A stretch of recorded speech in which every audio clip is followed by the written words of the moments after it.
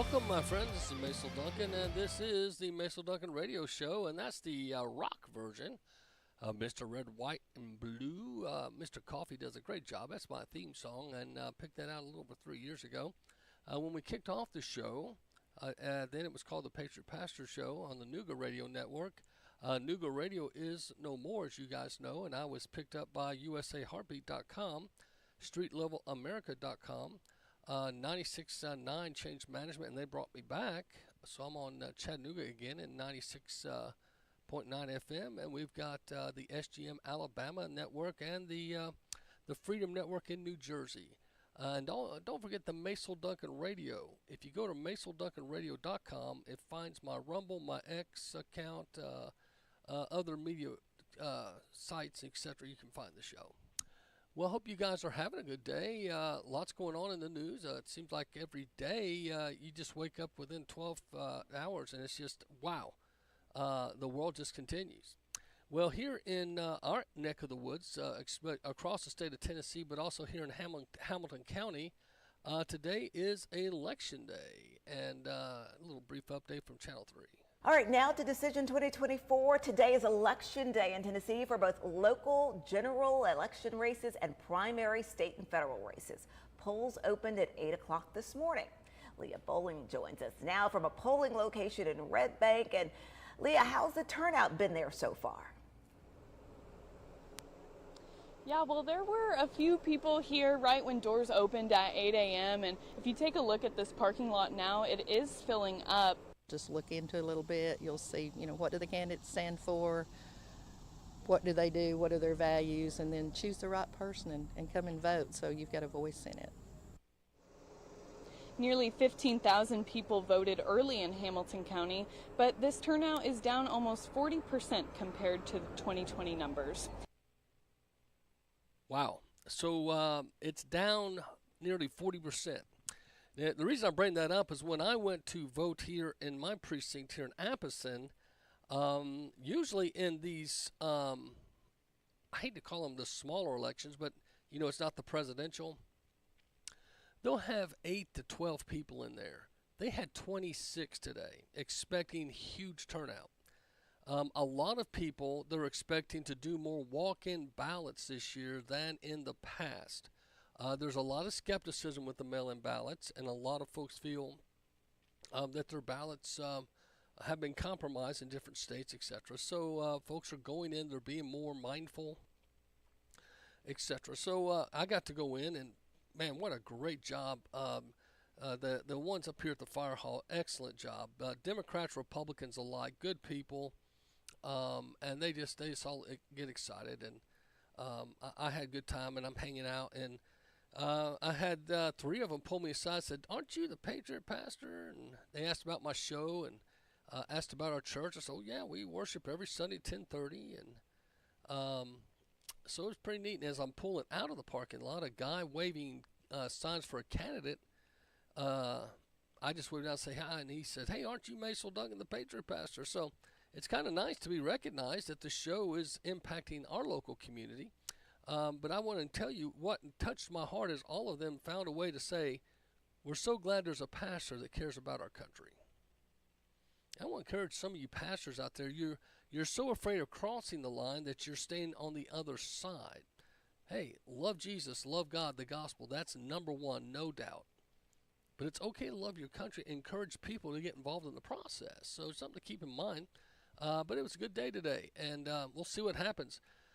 Now, I just thought I'd bring up real quick a couple of key races for us. Now, I think Marsha Blackburn's safe in Tennessee. I would be shocked if she's not reelected. Chuck Flashman, our congressman, he ought to be safe. Pretty solid. Greg Vidal, pretty solid. But I'll tell you the race to watch is Senator Todd Gardenhire's race. Christians have been divided on him. That's the one thing I picked up at the voting polls. Some told me they're voting for him because of my friendship with him. But some Christians out there have tried to poison the well of the senator. And I guess when people have a personal or bad experience, they do that, or they don't agree with a voting record. And And, you know, I can understand. That's your constitutional right. You vote as you want. But that'll probably be the closest race here in our area is that senator race. Marty Haynes is running unopposed, so Marty Haynes will definitely win. And I think Judge Alex will win. I don't think he'll lose. That's pretty much all the important ones on our ballot here. So we'll see. I guess time will tell. The show ends at 6, so I guess we'll probably have a good understanding by 9 or so tonight in our area. But I hope nationwide, if it's your local vote, please, if you haven't voted, go vote. Even if you're a Democrat, even if you're an independent, everyone just needs to vote. And that's one guy told me he doesn't agree with all of my beliefs because I think he's a moderate or leans Democrat, which is fine. But he said he likes that I say that all the time. Everyone vote. And he and I talked briefly at the poll today. But I encourage you, think about that. There's a need to get involved in our civics because the young people, we need to teach them it's okay to disagree. You can go in there and someone can vote for Kamala and someone can vote for Trump, and you don't have to walk off sneering at each other and acting like they're the enemy of the abyss. You know, people they just have their reasons, and we should try our best to respect that. That's just my little opinion on that. Okay, so but you know what's funny when you think of this presidential election. MSNBC, Joe Scarborough, as you guys know, Joe Scarborough was a conservative Republican at one time in Florida. And was always trying to court the Christian vote and was always running with the conservative circles, kind of like Matt Gaetz and the Marjorie Taylor Greens. That was him a decade or more back. Well, the next thing you know, a dead woman ends up in his office. A girl he was dating that still has not been explained. He was single at the time. And it hit the news, and then boom, you didn't hear anything else about it. Next thing you know, Scarborough leaves Congress and gets invited to be involved in broadcasting. Well, now, as you know, he has the MSNBC show with Mika, and they hate Trump. And you got to go, what took Joe Scarborough from the conservative right-leaning Florida congressman now to being the left mouthpiece and journeyman, and he talks about how much he loves Joe Biden. Now, I just want to play this little word salad for you to see how quickly. This was March of this year, him talking about Joe Biden. You know what, I don't really care. Start your tape right now, because I'm about to tell you the truth. And F you if you can't handle the truth. Does that sound like someone that once was a conservative, wanting to be involved in the Christian vote, Christian coalition and all that? They say F you if you don't agree with him. Some of these politicians are very good actors. This version of Biden, intellectually, analytically, is the best Biden ever. Not a close second. And I've known him for years. The Brzezinskis have known him for 50 years. If it weren't the truth, I wouldn't say it. Eligible for what I've been able to do with the COVID. Excuse me, with dealing with everything we had to do with, look, if... Morning Joe Scarborough gently suggests Biden should drop out of the race. It's not panic. I mean, it's not being panicked. To understand, the window is closing very quickly. And if last night did not reveal that to you and other Democrats, then it needs to be revealed pretty soon.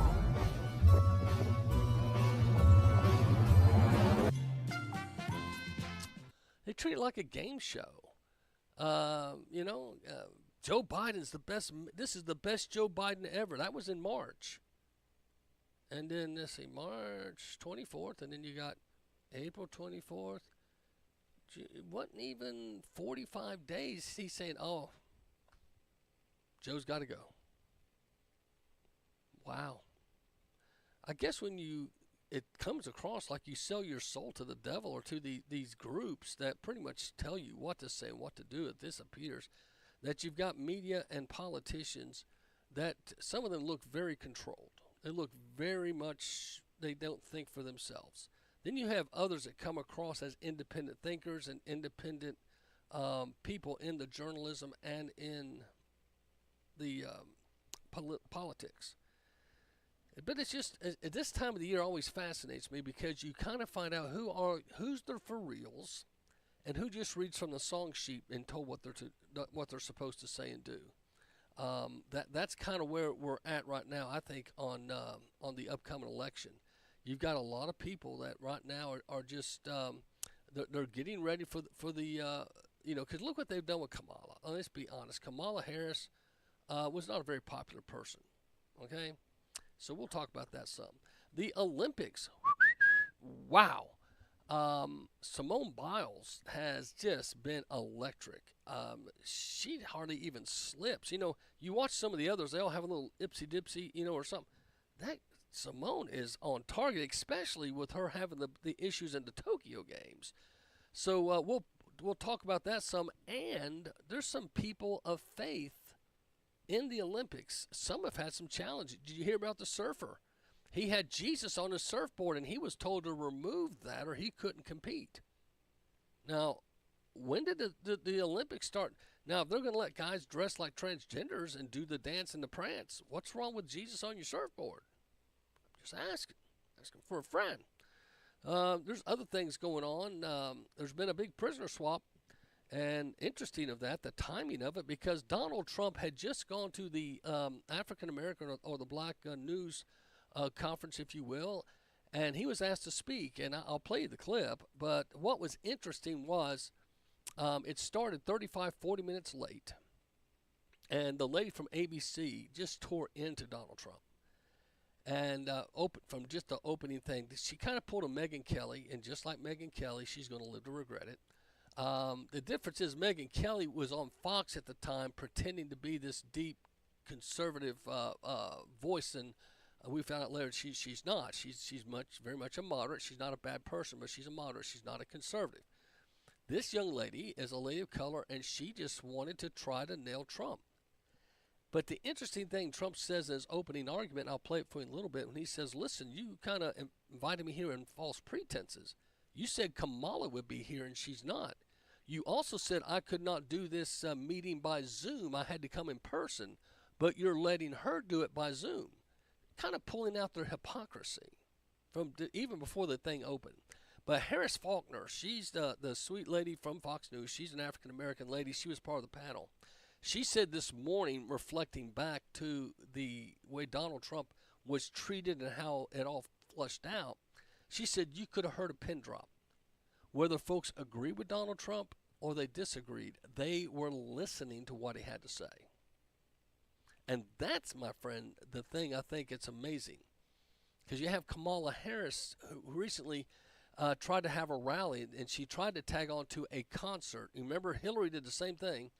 And then people leave. After the music's done, they're leaving. They don't believe in what your message is. So I wonder if that's why Kamala said, you know what?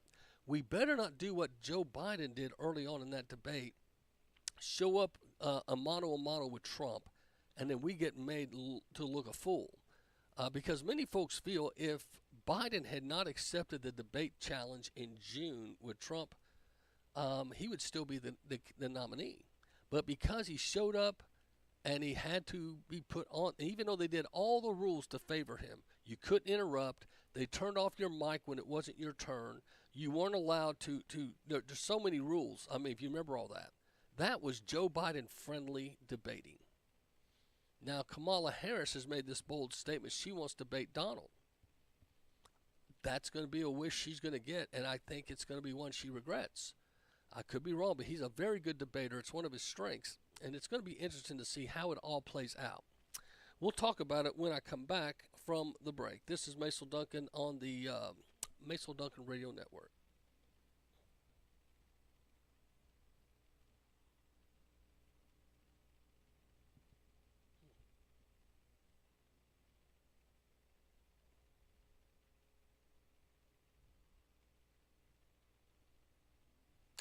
Well, it's not kicking in, my friends. Let's just go to one of the news breaks.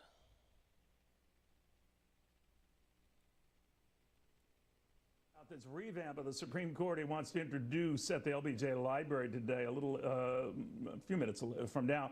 He's saying we are going to figure out a way to get this done. Among his remarks is apparently saying what is happening now is not normal, and it undermines the public's confidence in the court's decisions, including those impacting personal freedoms. We now stand at a breach. Louisiana Republican Senator John Kennedy on what he makes of all of this. Senator, good to have you. What do you think? Thank you. Well, a couple of thoughts. Number one, when President Biden's Supreme Court proposal gets to Capitol Hill, in my opinion, it's as dead as Woodrow Wilson. I don't think the House will even bring it up. I don't know of anyone who's taking it that seriously. Number two, I don't think President Biden's proposal is really President Biden's proposal. I think it's Vice President Kamala Harris's proposal. When the president announced it, she immediately endorsed it enthusiastically. I think she's asked him to take the lead, so in case there's blowback, it doesn't get on her. Number three, the Biden-Harris proposal is not about the Supreme Court, in my opinion. It's about abortion. Particularly, Vice President Harris is very angry at the Supreme Court for saying abortion's not in the Constitution and sending the issue back to the people in the states. She supports a national rule, which basically says abortion on demand. A woman can have an abortion at any point, even up until the moment before birth. The Vice President, I think most Americans see abortion as the issue of abortion is trying to balance the rights of a woman and an unborn child. I think the Vice President thinks that the unborn baby has no rights, none whatsoever. She's entitled to her opinion, but I don't think that's mainstream. And I don't either, my friend. I believe what you're going to find out, especially as the ballots are put in place. The only thing the Republicans, the only thing the Democrats have right now they're trying to build is the abortion debate, and it's not working. So what is their second debate? Well, it's been the Supreme Court. And what they want to do is Biden's launched out this hilarious plan that they're going to expand the courts. They're trying to energize their voting base so that folks will show up and say, hey, we want to limit the Supreme Court, and you may have heard this, to 18-year terms, etc. And they would try to put other restrictions and try to act like some of them have been living lavishly, and they need to have restrictions put on them about gifts, etc. So, you know, it's just the bottom line is Trump was able to outsmart them. And don't forget what Obama said. Obama said that's what elections are for. And when you win, you're in charge, and the people in charge push their agenda. That's what Trump did. You know, they had the Senate, they pushed the agenda, and he, for whatever reason, if you remember, Obama left a lot of court judges vacant. He left 300 federal benches vacant. You remember that? And Justice Scalia had passed away, so we had that one Supreme Court to fill. Then we had the retiring judge, and the name escapes me at times, so he filled that one. And then Ruth Ginsburg. Here's the kicker. Ginsburg should have retired a long time ago under Obama, but she was stubborn. She wouldn't step off the court. And so since she wouldn't step off when a liberal was as president to replace her, she died when Donald Trump was president. And so it got a flip. You can blame Trump all you want. That's really on Miss Ruth now. And that's on the Democrats and Pelosi. They should have had a strong meeting with her and said, listen, you're getting up there, and you probably ought to do the right thing and allow us to replace you while we have Barack here, and we have the chance to make sure we get a strong, but, you know, if you're not going to, if you're going to blame anybody on the Supreme Court mess that the Democrats see themselves in, if they see it as a mess, they should blame their own party. That should happen. I highly expect if Donald Trump wins, before he leaves, I think Clarence Thomas will step down because he's getting up there. and so that Donald Trump can replace him with a younger conservative, so they can keep a majority edge at least for a while. But we'll see. We'll see. But this talk of expanding the court and term limits, it's nothing but a ploy for the Democrats to get back in charge because, see, that what they've always done a super job of, Democrats have got the better long game. When you look at strategies, it's kind of like Nick Saban. What made Nick Saban so dangerous was halftime. He was the best at halftime adjustments. The first two quarters, he never would get blown out, but if he was behind, if you go look at the records, he has the greatest amount of comebacks from being behind at halftime than any coach in history. Why? Because he's got the long game. He's got the planning ability. One of my favorite examples of Saban was when they were playing Georgia for the national championship several years ago, and Georgia Smart had him. He had him. Jalen, they had that quarterback. Jalen couldn't do anything right because he was a run first and pass later quarterback. What did Saban do at the second half? There's a name that when it's mentioned in the state of Georgia, they still quake and quiver. Tua. They brought the left-handed scrambler in. Tua went in. He got sacked a few times, but he started loosening up. And then this is the game of all games. If you remember, it went to overtime. Alabama had the ball. The first play, he got sacked 10 to 12 yards in the backfield. Georgia had their hands up. Everyone thought it was over. The very next play, the left-handed scrambler rolled left, and he threw like a 70, 80-yard bomb pass to win the game. And Georgia was the better team, had the better defense, had the better all-around scheme, but Alabama had the better coach. That's the difference. The Democrats have better coaching than the GOP. I'm not saying that to be mean. I'm just saying look at it logically. The Democrats, they have long-range plans that involve education, legal, everything the Democrats do is it's a strategic. Just like when you're playing Bama. Back when Saban coached, everything he did, sometimes he would go right, he'd run to the right so many times to get the defense lazy, thinking, oh, we better jump to the right side of the line, and then he would run a reverse back to the left, and they didn't see it coming. It's up here. So what happens? The Republicans thought, hey, we'll try to outplan them this year, and they came up with this thing called Project 2025. That was very conservative, very long-range planning, how to completely gut the deep state. And Steve Bannon, one of the architects of this, is actually in jail right now. If you remember, he had to report to prison July 1st, and they're keeping him off the air. His war room right now is deeply missed because he's where a lot of us listened for the great conservative opinions. And so he is gone until the end of October. He can't get back on the air until November 1st.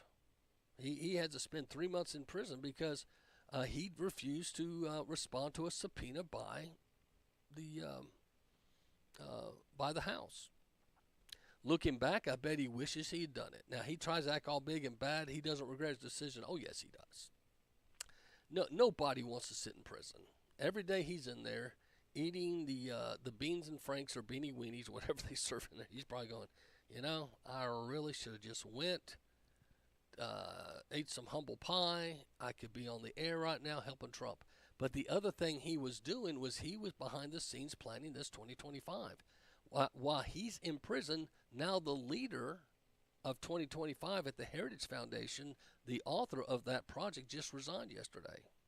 Because he's really not it's Steve Bannon. But see what I'm saying? The Democrats once again outmaneuvered the GOP.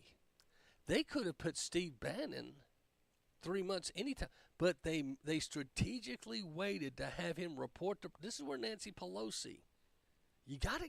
I'm not saying this with any amount of joy, but Nancy Pelosi, she said, now let's put him in jail, June. July, August, September, right there, because now what's happening? because he's in jail, he could not respond to the GOP convention that was late June. The Olympics are going on, and now the Democrats outsmarted the GOP once again. They're having their convention in August. Savvy? What momentum Trump had coming out of his convention is now being overshadowed by Simone Biles and the Olympics, etc. And the Olympics are going to come and go. Medals will be awarded. Anthems will be played, and it's going to be, I forgot all about what did Trump's convention all about? Oh, but the Democrats in Chicago, they have a chance to change and flip the narrative. Again, they pulled a Tua. They outsmarted the GOP once again. So I'm just saying, I know I'm an armchair quarterback. Anyone can be critical. But you got to think that it would have been so much better if the GOP had waited till after. Plus, the other reason I think they could have waited, see, they were dying to know who his VP was going to be. Think about this. What if the GOP had waited till after the Olympics? It would have forced them, because they were waiting to see who his VP pick was, to see when they're going to pull the switcheroo with Kamala. If Trump and them had waited and done their convention after the Olympics, like the Democrats are doing, he could have held to his chest who his VP would be and have them all guessing. See, I'm just saying, all the momentum, all that Trump did, he had going, the Olympics are stealing it. Stealing it.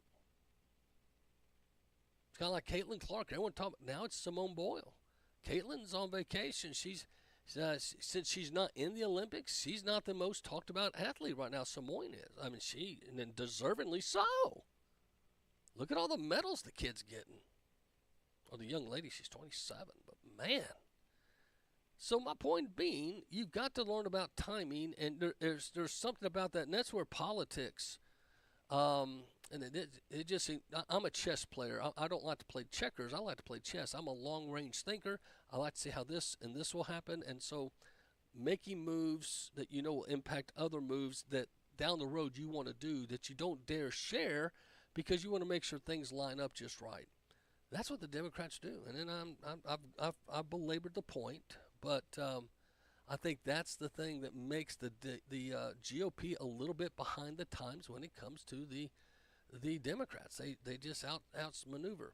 It's going to be interesting. Now, we'll quickly say, if you go back in the history of the Democrats, they had to make the old switcheroo from Lyndon B. Johnson, who had become president after, the Kennedy assassination.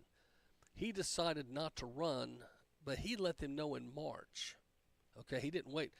Joe, we didn't find out till mid-June and July. Again, if you weren't having the GOP right now, that would have made them postpone that. But anyway, bottom line, Biden's out, and now they're trying to scramble and put Kamala in. Well, they had to do it by exposing them for what they are. They are nothing but, a bunch of elites in the background making all the decisions. So all the voting, all the primarying, all that, it was a waste. They wasted money, wasted time, wasted votes. And a lot of the Democrats feel disenfranchised. They feel like we didn't have a part in picking our leader to vote for. Now, people will say, well, but Harris was the VP. That's part of the process. Yeah, kind of. That's probably why they went with her. But there was a lot of choices out there. They were floating Gavin Newsom. They were floating Gretchen Whitmer. They were floating to bring back maybe Hillary for one more time. I would love to have seen that. And Obama, Michelle, etc. But they had to go, well, the logical choice, because they painted themselves in a corner. When they picked, because this is what Biden said. Now, this isn't prejudicial. Biden, from his own lips, when he got the nomination for the 2020 election, he said this: I'm going to pick my vice president candidate, and she will be a black female. He said that before he told us who it was. Do you remember that? That's now you want to get DEI all upset on Trump and Vance? Well, then you'll get upset with Biden because he made that statement. He was doing a diversity, equity, inclusion hire out of his own freaking lips. Savvy? So with that said, think about it. you've got now, they had no choice. If they bypassed Kamala and went with someone else, that's disfranchise. All this hype they've been putting about, respect people and their choices and who they believe they are. It goes against their big mantra. So that's why I think they were paying in the corner. Now, I personally don't think she can beat Trump without them cheating. I really don't. And I'll explain some more why. We're about to go to another break. And as we do, I just want you guys to keep in mind there's a lot of good news out there. Make sure you go to good places to get your news. There's some bad places to get news, but there's some good places to get news, and you want to make sure you go to the good places because I know what it's like to be misled, and I think we've all felt that way at times. But there's people out there that will gladly tell you things they know deep in their heart may not even be true. But anyway. For this break, since the commercials aren't working, I like this song. See what you think.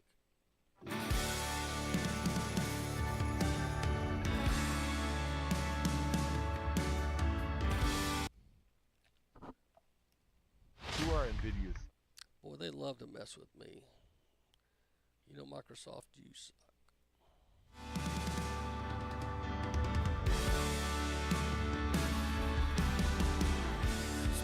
Time running down a dead-end road, looking for that something that could fill my soul. Never found what I was searching for. It's been a long time running from a messed up past, but you can't go forward when you're looking back. But I ain't looking back anymore. Oh, he called my name, and he stole my shame. Everything changed when I came running home. I'm running home. Out of the dark, into his arms. No more running away. I'm running home. I'm running home. No more running in circles, trying to be good enough. I'm far from perfect, but I found perfect love in the arms that won't let go. Got a heart on fire, got a wind in my back. Sing hallelujah, I am free at last. Every day I'm running home. He called my name, and he stole my shame. Everything changed when I came running home. Out of the dark, into his arms. No more running away. I'm running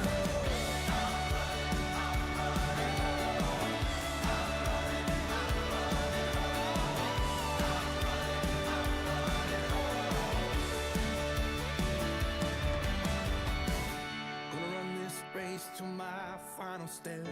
Gonna sing this song till my final breath. Let the weight of this world go. Gonna be no tears, gonna be no pain. When I see that smile on my Savior's face, I won't be walking, I'll be running home. He called my name, and he stole my shame. Everything changed when I came running home. Out of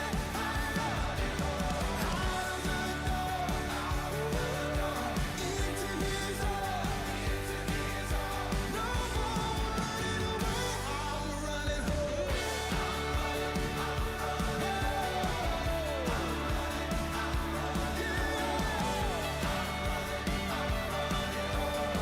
Everything changed when I came running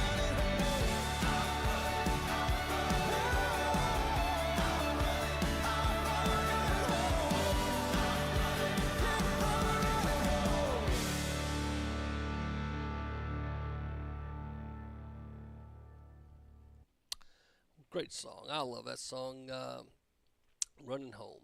Well, guys, lots happening, and we just thought we'd go back to the votes. Don't forget, today is Election Day in Tennessee if you're doing general elections. I want to remind you. All right, now to Decision 2024. Today is Election Day in Tennessee for both local general election races and primary state and federal races. So that's all the things in Tennessee. So again, on the ballot today is Senator Marsha Blackburn, Congressman Chuck Flashman, Senator Todd Gardenhire, state senator, that is, on him. Marsha's a national senator, and Chuck Flashman is a congressional. Both of them are in D.C. Todd Gardenhire is local senator, Tennessee. And then you've got Greg Vidal up, Judge Alex, and you got Marty Haynes, who's running unopposed. He should be fine. So a lot of elections coming up, but elections make differences. I don't know if you guys remember that, but that's something that Obama had said. Elections have consequences for the winners that go the spoil, and those that don't, you just have to live with it, with the aspect that you lost the election. Well, what's happening now is you have to live with decisions and choices. I don't know what you guys feel about this new Title IX that went into effect today. The Title IX of Biden, what I should say. Title IX in its original form was taken through the proper process. It was taken through the Congress and the Senate, etc., and it pretty much was designed to protect women's sports so that women can have their own sports. Okay? And so what Biden has done, he has made some changes, but instead of bringing the changes through the Congress and the Senate for them to actually vote and amend the law and process, he took a secretary in his cabinet, and they arbitrarily wrote these extra parts to the law, and they're now trying to demand that they be followed. It's basically, that right there is a dictatorship at its finest point. So that's what you're having right now, and it's supposed to go into effect today, and August 1st. And so there's, I think, 12 to 14 states that have done amendments to fight that. But it's going to be one of those things you're going to have to deal with. Well, one of the reasons is because you don't want men playing in girls' sports. Okay? Savvy? If you are a biological male, you were born that way. I'm just saying right now, you're if you decide, hey, I want to go play in girls' sports because I can't play in the boys' sports, I'm sorry, that's not a good enough excuse. I'm a father of 3 girls. They all trained very much to play in the sports they played in. My middle daughter played volleyball, soccer, basketball, softball. She played all the sports. She was very good. She was a very good athlete. She kicked the winning goal for the state championship in soccer. Very proud of her. My oldest played college ball and basketball. She was recruited by Liberty and Greenville Baptist College, etc. She had playing at a smaller college down in Dakota because they started her. She didn't want to sit on the bench, so but she went down and played college ball. My youngest, Macy, she played right up. She played on 2 AAU teams, but she just got burned out and said, I don't want to play past. So her senior year, she actually didn't play for school. She just played some church league and chilled because she was the kid that could shoot the lights out but just didn't care about all the extra stuff, which is fine. But my point is, if any of them had gotten on the court and were playing against biological males and they got hurt, that'd be a tough pill to swallow. Now, here is what's happening right now in the Olympics, and I just don't agree with it. 2 boxers who were previously disqualified from world championships last year for failing gender eligibility tests in the female category will be allowed to fight against females in the Olympics. This decision is sparking backlash on social media. The International Olympic Committee confirms Iman Khalif of Algeria and Lin Yuting of Chinese Taipei will face female opponents in the Olympic Games. During the Women's World Championships in March 2023, the International Boxing Association disqualified both fighters, saying they had failed to meet gender eligibility tests. The IBA's president said at the time that the association conducted DNA tests and found the completed tests revealed the boxers had XY chromosomes. The The boxers had XY chromosomes. The boxers had XY chromosomes. Did you hear that? The boxers had XY chromosomes. Because they're dudes. The boxers had XY chromosomes. The IBA also stated that a number of athletes were posing as women to trick their colleagues and fight in the female competition. This year, the IBA is banned from governing the Olympic boxing competitions and has been replaced by a Paris-based boxing group. That Paris 2024 boxing unit has more relaxed rules for gender eligibility than the IBA. The IOC was questioned about the decision at a briefing this week. It's incredibly complex. Everyone would love to have a single answer, yes, no, yes, no. There is a single answer. Girls play with girls, boys play with boys. What's so hard about that? It's incredibly complex and actually boils down to not just sport by sport, but discipline by discipline. So people may have an advantage in this discipline and not in this discipline if they've been through male puberty or not. That we need to... Male puberty or not. That's because they use the term puberty blockers. This is the problem, my friends. So I'm just telling you right now, this kind of thinking, and they switched, did you hear what she said? They switched people that allowed these two boxers in who had originally been told, no, you can't fight with girls. Well, what happened?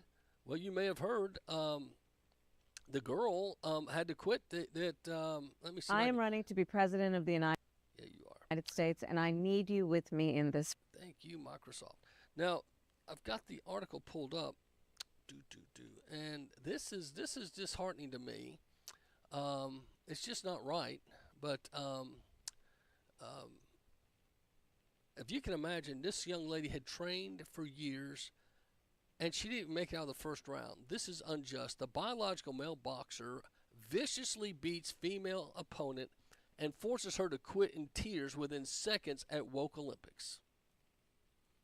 This is so. This is the future Democrat-led Kamala Harris. She wants all-female sports in America.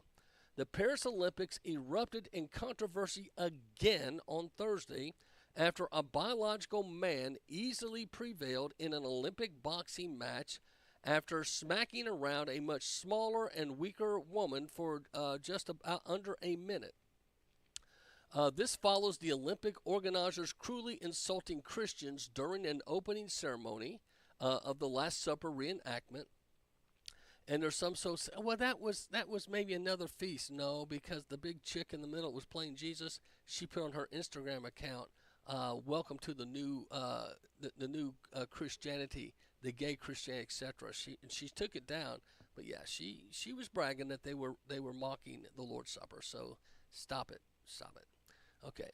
At the Daily Mail reported the boxing bout between Italian Angela Canari and her Algerian opponent, Amon Karif, whatever, lasted 46 seconds. 46 seconds. The young lady dropped her helmet and fell to the floor while quitting and shouting, "This is unjust. This is unjust," because she knew she couldn't beat him. She's taken on a grown man. And it's wrong. It's wrong. I know this would be terrible, but I think all the girls should just refuse to boxing. I know you're basically giving him the gold, but don't let him touch a one of you. You know, Riley Gaines had to make a statement with the American swim team. The dude, that tries to pretend he's a girl because he wants to break all the records. Well, that's not seasoned well, because eventually he had to give back all the medals and the trophies, and they gave him to Riley Gaines, because what's interesting is she tied him. Even though he's a dude, that's how weak he was. She tied him in that race, and they said we only have one trophy, so they gave it to the dude. That should have given her even more of the champion situation, because she tied a biological male in a compete, and they still wanted, because they said, well, Leah Thomas is the face of transgenderism right now. Okay. What happened when Dylan Mulvaney did the Budweiser commercial?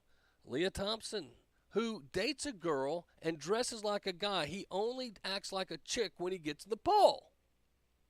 Because he can't. He was 143rd in some male competition in swimming. He knew he couldn't beat the guys. He wasn't even B team. He was the C team. This is just wrong. But let me tell you what else happened not too long ago. And this father's speaking out as I would too. A 17-year-old female volleyball player who was paralyzed. You're thinking, wow, what happened? She in a car wreck? Did she fall off a cliff? What would make a 17-year-old volleyball girl get paralyzed and have brain damage? A brutal spike by a transgender male, and it's on video in a high school match. He beats the ball so hard and knocks the girl, okay? And that's the consequences. The young girl was paralyzed, has brain damage, and she can't play sports again. There's a problem with this, my friends. You can act like, well, what can we do? That's why you vote. Go and vote for people that are going to stand up for the Christian values, stand up for pro-life, and do the right thing. And if someone doesn't agree with your vote, then you just say, well, hey, that's okay. We're still friends. But you that are Christians and have Christian values, please get out and vote today. But anyway, we'll change gears here. Russia frees Jerzov Vokalic, I can't say these names, Paul Whelan, and Alus Kermasheva, Vladimir Kara-Muzra, and unprecedented multi-county prisoner swap. I don't know if you heard about this. But I think the timing's interesting. Trump was, again, garnishing the news. He had the GOP convention. Okay, they tried to shoot him. Things were going well. And all of a sudden, they tried to do the blackout thing. That didn't still, because the GOP have been doing the hearings, bringing up the shooting again. Trust me, we got to get Trump out of the news. Hey, I know what? Let's set him up. Let's send him to the Black National Conference of Black Broadcasters, and let them. And so he accepts under false pretenses. He's told Kamala would be there. She didn't show up. He was also told he couldn't do it by Zoom, but he had to come in person. So he goes in person, and ABC has their little tack dog, and she went after him, and that does what Trump does. He triumphed, made a joke out of it. In a lot of ways, but Harris Faulkner, who is a woman of color, shared on Fox and Friends. She was one of the moderators. If you go watch it, I've watched it twice. She goes, when Trump spoke, you could hear a pin drop, even those that don't like him. Now, the vice chair of the event, she resigned that day and left. She was so upset about the way things happened. So it's obvious there was conflict. It was delayed 40 minutes, 35, 40 minutes. So my point is, oh, no, Trump's getting momentum. Let's do a prisoner swap all of a sudden. That was they even said this was out of nowhere. No one saw this coming. The Democrats, once again, just think Tua, they're saying, hey, how do we get Trump out of the news cycle? Let's put something out there that not expecting, hey, let's free some American prisoners with Russia. We'll do a prisoner swap. And that's what happened. And that's what happened today. And it changed, or at least they're trying to change the news cycle, because for them to allow Donald Trump to have victory among black voters, and in that kind of situation, the game is over. There is some polling that has Donald Trump ahead by some had 27% of the black vote. If that happens, the election's over. See, I don't know if you know this, but Biden got 82% of the vote in 2020. Donald Trump only got 8% of the black vote. If Trump can double digit that to 16 and even triple it to the high 20s, 32-ish, game's over. The election is over. And they know that. So, again, they had to change the narrative. That's my opinion. You don't have to agree. But the big swap, and they had all these detainees. the Wall Street Journal reporter who was arrested in March 2023 on espionage charges by Russia, and he and his employer vehemently denied. The other was a former Marine detained since 2018, and he's been serving a 16-year sentence for alleged espionage recall. So that guy, 2018, 19, 20, 21, 22, 23, 24. Man, he's been in Russian prison 6 years. Man. And then you got the Radio Free Europe, Radio Liberty journalist and dual U.S.-Russian citizen who was detained on charges of failing to register as a foreign agent. And then you got the Vladimir dude, a prominent Russian opposition figure and journalist. So we had two journalists that were Russian, and they had a Marine and one of our journalists. So anyway, we did a little switcheroo, and now it's clogging the news cycle. And but I'm glad our people are getting out. Believe me, I'm not disappointed. I just think the timing's awful suspicious when you look at that. How we doing time-wise? Okay.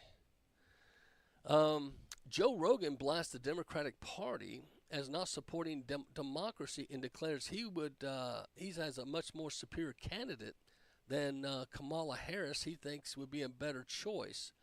Joe Rogan makes his 2024 presidential election prediction and warns of another presidential assassination attempt. Joe Rogan took the Democratic Party to task on a recent podcast episode where he also declared he who believes would be a superior presidential candidate over Vice President Kamala Harris. Okay, Rogan also made his 2024 presidential prediction and warned of another presidential assassination. This was his episode called the Joe Rogan Experience. So skipping on down. See, Rogan appointed, and here's a quote from him. And then in a moment in time, all of a sudden, she's our solution, Rogan declared. She's our hero. Everybody's with her. All their social media posts about her, try Googling a negative story on her. You won't find it. They've cleaned the freaking internet. Well, they have. An NBC News poll published in 2023 showed that only 32% of registered voters had a positive view of Harris, compared to 49% with a negative view, including 39% with a very negative view of Harris, and a net minus 17 rating. So social media users have contended that the influential internet search engines are suggesting news about Trump while evaluating positive news about Harris all of a sudden. Okay, and his guest Malice said the media has been covering for Harris for years. Malice recalls the second 2020 Democratic presidential debate where the then Representative Tulsi Gabbard obliterated Harris.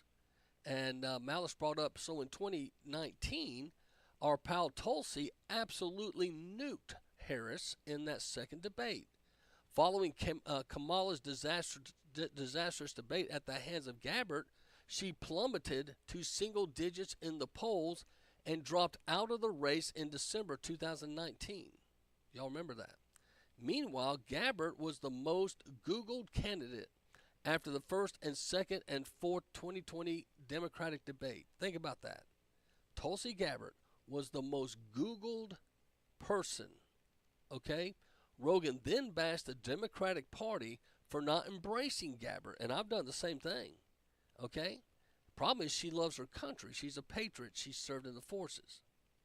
And he goes on to say, well, it just shows you that what they're looking for is not what they're saying they're looking for, Rogan said, because she, Tulsi, is a strong woman. She's a person who served overseas twice in a medical unit. So she got to see people blown up by the war. She was a congresswoman for 8 years. She is a person of color. She's everything you want, all those things they want in their supposed search for a candidate. But then Malice, the guest, theorized that the Democrat Party brushed aside Gabbard because she's not for war. She's not a war hawk. Okay? And that's the big thing. So anyway, he predicted that they're going to find a way to allow Kamala to win, even though, like Biden, a weak candidate, not really the people's choice, but they'll find a way. That's Joe Rogan. Now, I hope he's wrong. A lot of people are like me. They're saying, I just don't know if I believe that. But listen now, I never thought Hyde and Biden could win. If you remember back in 2019, I mean, Biden couldn't draw 100 people to a rally, and people were standing hula hoops. Do you remember that? Because they were supposedly, stopping the spread and flattening the curve and all that junk. It was just to protect Biden. And he ran from his basement and beat Donald Trump. And Donald Trump was the incumbent and had over 12 million more votes than he had in his first election. That usually makes you bulletproof. But somehow Biden got 81 million votes, which I think is still a miracle. I just wish they would have proved it and did a recount that everyone could witness and say, it's true. But that's just me. I know no one that agrees with me. That's okay. You have a right to be wrong. I'm kidding. Let's see. About to take a break here. And what about this Bitcoin stuff? A lot of people are liking. Donald Trump has brought 2 new campaign promises. Well, the other one's not super new. He talked about getting rid of taxes on tips, so that when those that are in the industry where you get tips, primarily waitresses and etc., and I guess if you drive an Uber car, anything where you get tipped, right now you can be taxed on your tips as income. And see, to me, I agree with Trump on this, because I want you to think about it. A tip is a gratuitous. That's why it's called gratuity. It's a gift. That's like if I gave people out Christmas gifts, I have to then disclose the amount of the gift, and then the government gets to tax the recipient of my gift. Even though I gave it in gratitude, it's a gift of love. I'm sorry, but you may have people say, I'd love to have that new car, but I can't afford it. That happens a lot on these game shows. They'll get a car, they win prizes, but then they have to pay the taxes to keep the prizes. And a lot of them turn around and say, just cash me out. They have a cash out. I don't know if you noticed that. 57% of those that win these elaborate, lush things on the TV shows, if they didn't win a lot of cash with it, 57% end up cashing out the prize with some kind of an alternative option, because they just can't pay the taxes. And that's where the government really gets us. And I'll just throw in, what about the death tax? Money that your parents or someone you love has already paid taxes on. They give it to you and they re-tax you, because even though it's been taxed income, they've gotten their share of it. They want to get a part of yours. The other part of Donald Trump's plan he's floated out there is doing away with taxing senior adults. I think this is brilliant. Senior adults should not be taxed. I think it'd be great if once you go into retirement, your retirement checks, you've already paid taxes your life. You should have tax-free status. That's just me. But the other thing is the Bitcoin. We're going into the 4 o'clock break, and let's listen to what Donald Trump said about Bitcoin. As president, I will immediately shut down Operation Choke Point 2.0. They want to choke you. They want to choke you out of business. We're not going to let that happen. It was one of the many promises made by former President Donald Trump to a cryptocurrency crowd at this year's Bitcoin conference. Crypto advocates have dubbed efforts to cut off the cryptocurrency industry from banking services Operation Choke Point 2.0. U.S. officials have denied its existence. So what is it? I asked Chris Giancarlo, former chair of the Commodity Futures Trading Commission under Trump and current senior counsel and co-chair of the Wilkie Digital Works practice.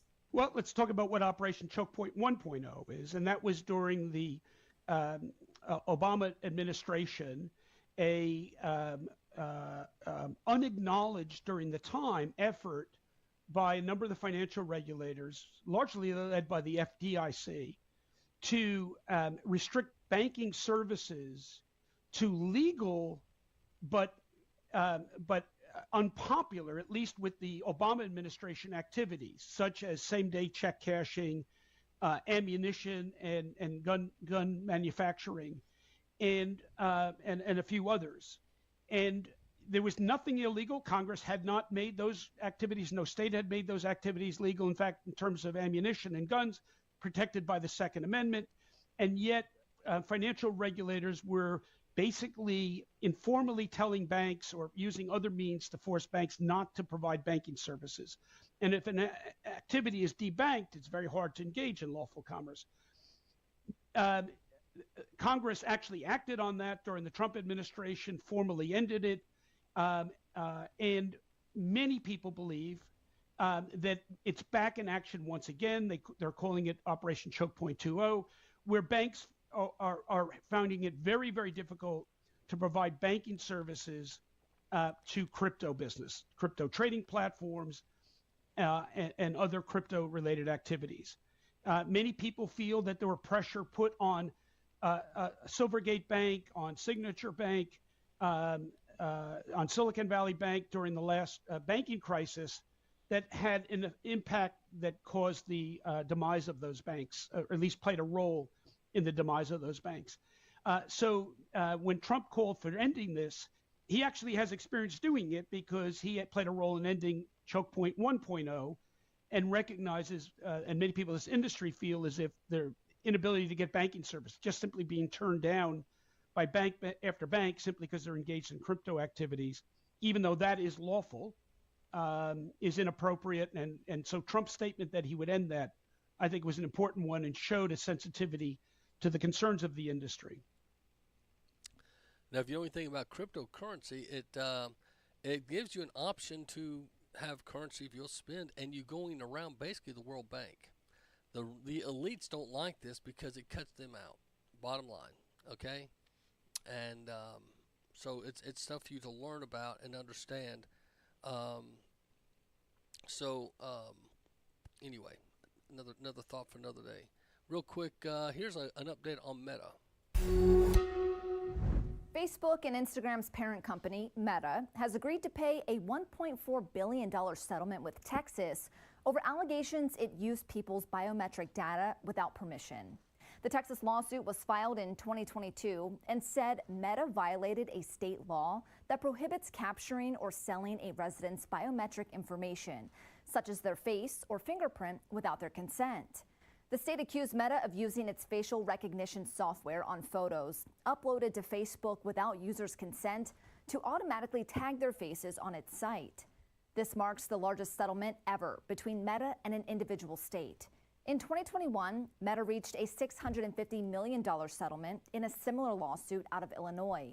The only other larger claim is a $5 billion settlement the company made with the Federal Trade Commission back in 2019. To date, Meta has now paid more than $2 billion in settlements over biometric privacy claims. Meta shut down its face recognition system in 2021 and deleted the face prints of more than 1 billion people amid growing concerns about potential misuse of the technology by governments, police, and others. Texas filed a similar lawsuit against Google in 2022, accusing the search giant of collecting millions of biometric identifiers, including voice prints and records of face geometry, through its many products and services. That lawsuit is still pending. So very interesting, $1.48 billion in this particular settlement, but Facebook has had, it looks like, well over $2 billion in settlements thus far. Well, we're at the 4 o'clock hour, and I want to remind you today, if you have not voted, please go vote today and you're in Tennessee. Very important state and local elections, and if you don't vote, you really can't complain what's going on because that's the deal. Well, Donald Trump sparks controversy after questioning Kamala Harris's racial identity. I don't know if you've heard about this. It was hours before Trump took that stage at a Pennsylvania rally where he attended a conference for black journalists that is creating the most buzz off the campaign trail this morning. Trump making this controversial remark after being asked if he agrees with Republicans on Capitol Hill who have said the vice president was a DEI hire. Do you believe that Vice President Kamala Harris is only on the ticket because she is a black woman? Well, I can say no. I think it's maybe a little bit different. So I've known her a long time indirectly, not directly very much. And she was always of Indian heritage, and she was only promoting Indian heritage. I didn't know she was black until a number of years ago when she happened to turn black, and now she wants to be known as black. So I don't know, is she Indian or is she black? She has always But you know identified what? as a black woman. I She went to a respect historically either black one. college. I respect either one, but she obviously doesn't, because she was Indian all the way, and then all of a sudden she made a turn and she became a black person. Just to be clear, sir, do you... So let me just bring you up to speed if you didn't know this. This is Politics and Government magazine back in 2019. Watch Kamala Harris sworn in as the first Indian American senator. I repeat, this was the Political Commentary magazine. Watch Kamala Harris sworn in as the first Indian American senator. Senator Kamala Harris, Democrat of California, has sworn in by Vice President Joe Biden today as a ceremonial swearing in on Capitol Hill. She became the first Indian American in the United States Senate. So she bragged in 2019, and Joe Biden swore in. And now all of a sudden she's black. If I was someone of color, I don't know if I would go for this. This kind of reminds you of Senator Warren and her Indian and now her Pocahontas days. Let's listen some more. Vice President Harris responding to Trump's comments during a campaign stop of her own yesterday. We all here remember what those 4 years were like. And today, we were given yet another reminder. We remember lower taxes, lower gas prices, lower food prices, no wars, secure border. Yeah, we remember what it was like, Kamala, just so you know. This afternoon,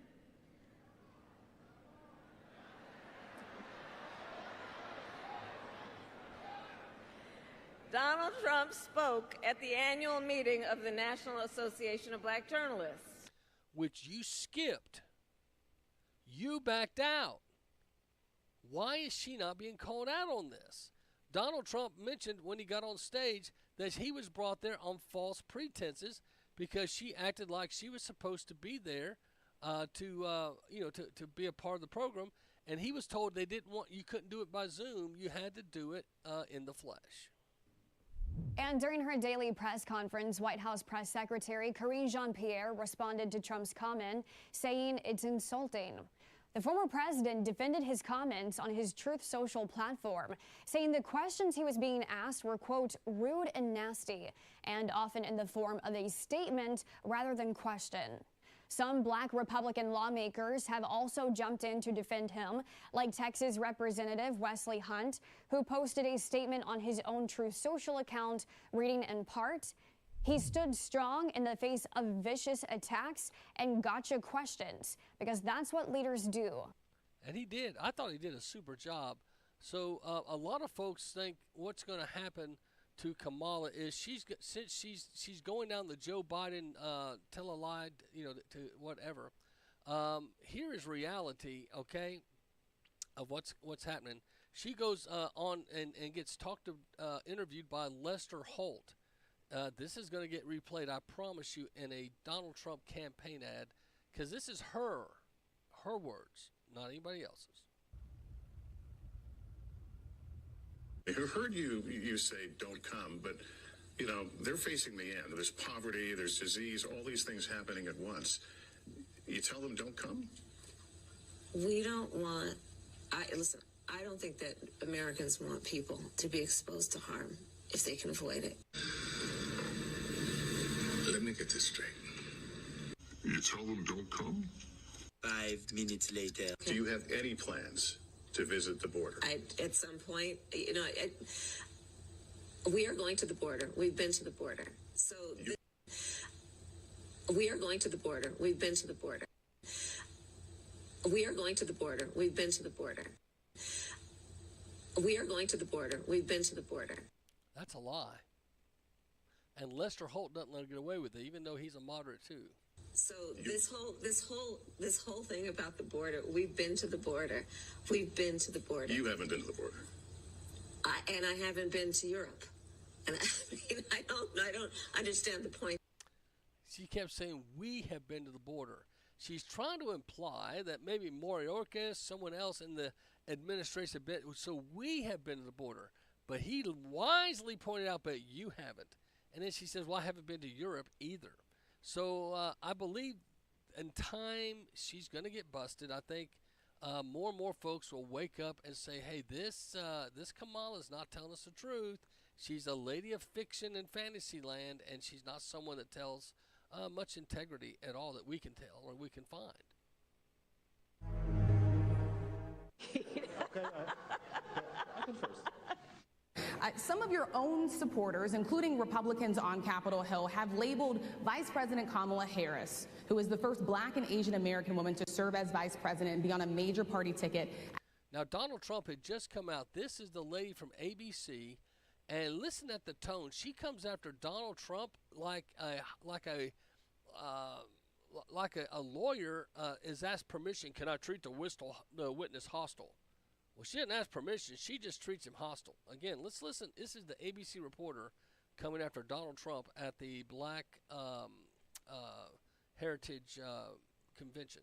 Hill have labeled Vice President Kamala Harris, who is the first Black and Asian American woman to serve as vice president and be on a major party ticket, as a DEI hire.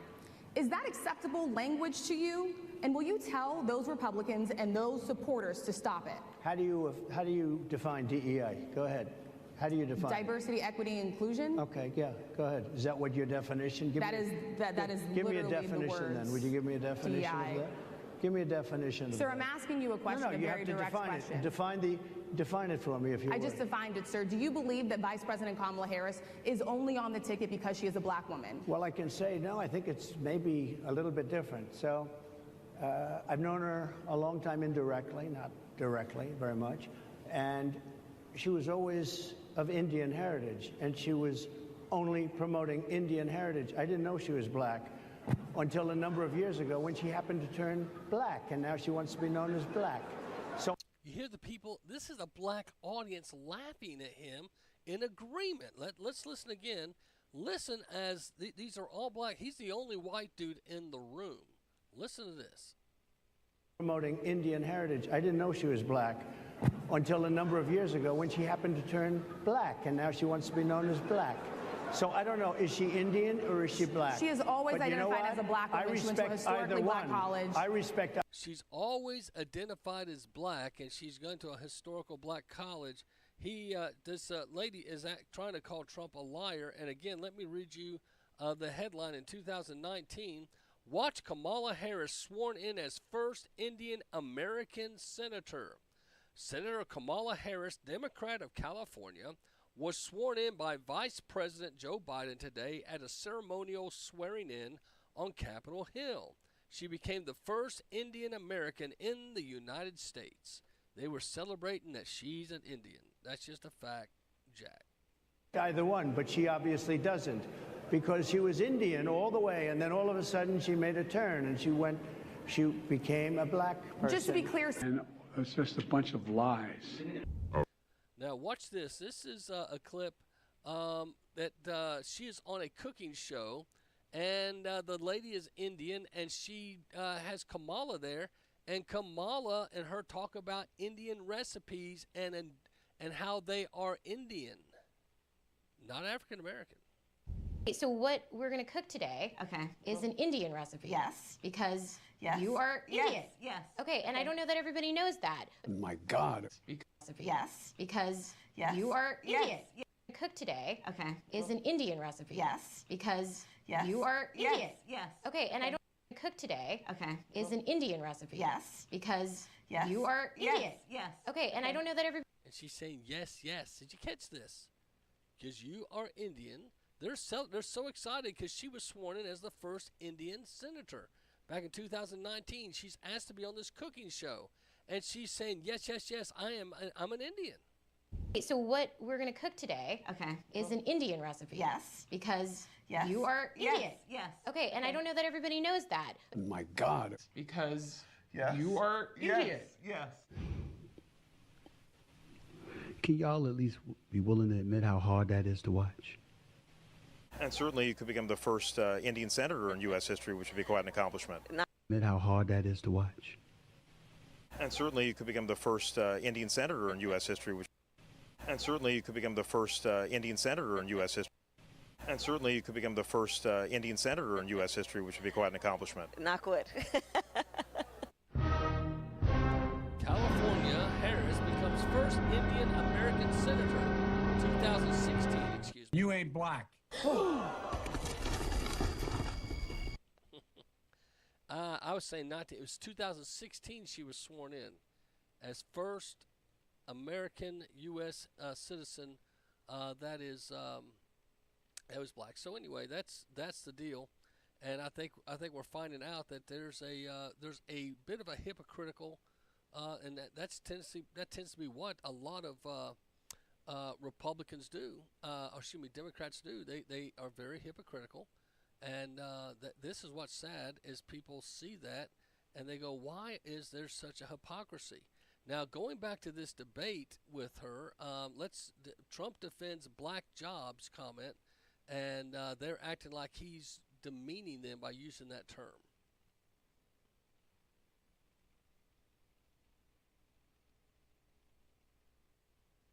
Order are millions and millions of people that happen to be taking black jobs. You had the best. What exactly is a black job, sir? A black job is anybody that has a job. That's what it is. Anybody that has a job. All right.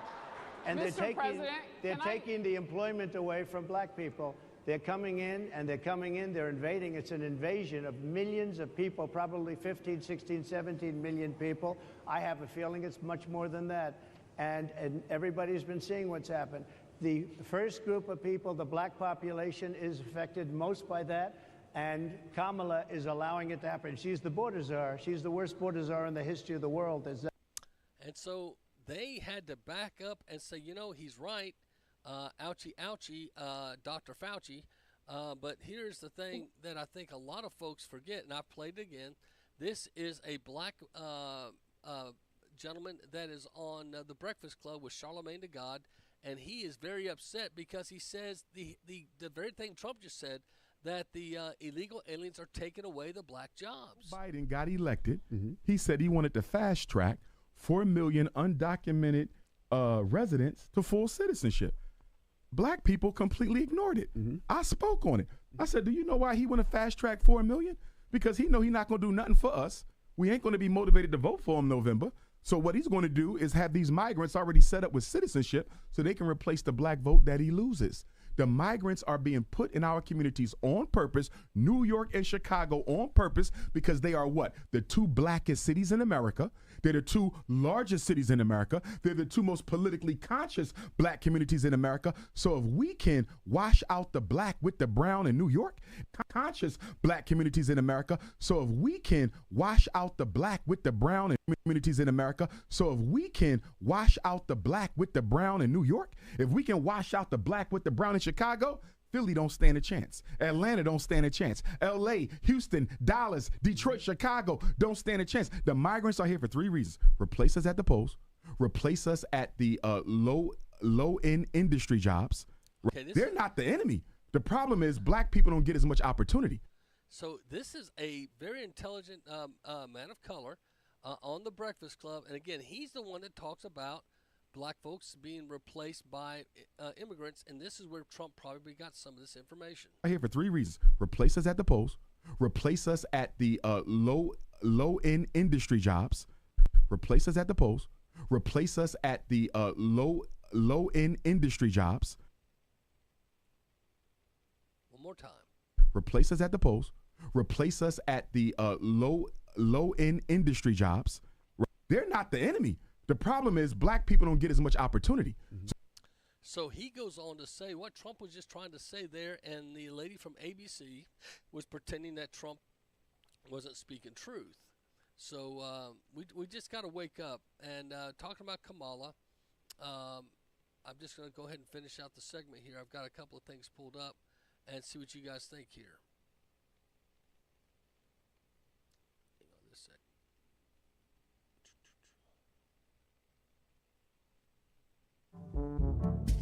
Kamala Harris was never border czar.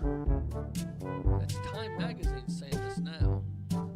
Axios is saying the campaign of Republicans keep calling her border czar. She was never titled border czar. This is the kind of thing that is playing out all over conservative media. I just want to do a little bit of record correcting. Harris was put in charge, as you said earlier, of combating the roots of immigration. She was not and is not the border czar. And the Biden administration did task Vice President Kamala Harris with the issue of migrant crossings, naming her the so-called border czar. I've asked her, the VP today, because she's the most qualified person to do it, to lead our efforts with Mexico and the Northern Triangle. And her own X account says, President has asked me to lead our diplomatic work with Mexico, El Salvador, Guatemala, and Honduras. To address the situation at the southern border, we have to address the root causes of migration. It won't be easy work, but it's necessary. That was her tweet when she became the vice president. She said that. Now, do you think she's going to make a good president, or are you voting for, was the question. And here's some kids and adults in this survey. See what you think. Likely to become the Democratic nominee for president. We're out here asking New Yorkers what her biggest achievement has been over the past 3.5 years as a vice president. So again, they're asking New Yorkers what has her biggest achievements. What is Kamala Harris's biggest achievements? Let me replay that. And I challenge you, what are Kamala Harris's biggest achievements since she was vice president? Likely to become the Democratic nominee for president. We're out here asking New Yorkers what her biggest achievement has been over the past 3.5 years as a vice president. I don't know. That's kind of the whole issue about her. Zero. No accomplishment. She corrupted the country like her partner, Joe Biden. I don't think she has a snowball's chance in hell to become president. She couldn't even win the primary in her own state. I haven't seen her do much, to be honest. The Democratic Party is definitely going to have to start advertising what she can actually do for the country, because I don't think anyone knows. I mean, with the whole Biden thing, I think all of us knew it was coming, right? It's been evident for the last how many years that he's not fit to be our president. Kamala's not any more fit to be our president either. I love her. I hate that she has not able to show what she has done. I think immigration is still a little bit of a mess. What else she's done? What is Kamala Harris? Press right now is building her up like she's the greatest thing since the napkin or the second coming of Jesus Christ. It'll all play out. She's got nothing going for her other than that stupid laugh that she has. She has nothing going for her except that stupid laugh she has. That's what the last guy said. So here's a group of ladies, MSNBC. How do you perceive Vice President Harris compared to President Biden in terms of competency and experience? I think she's worse. She doesn't even know what's going on at the border. Is there anyone that Kamala Harris could appoint as her vice president that you would find reassuring, would make you consider voting for her? No. Never consider voting for her. No. I would do RFK Jr. way before her. Yeah, same. Absolutely. When do you think America will have a female president? When there's a competent one. I don't get a good feel for her. I think she's an idiot. So this is a group of ladies, looks like 5 or 6 ladies, that were picked at random by MSNBC.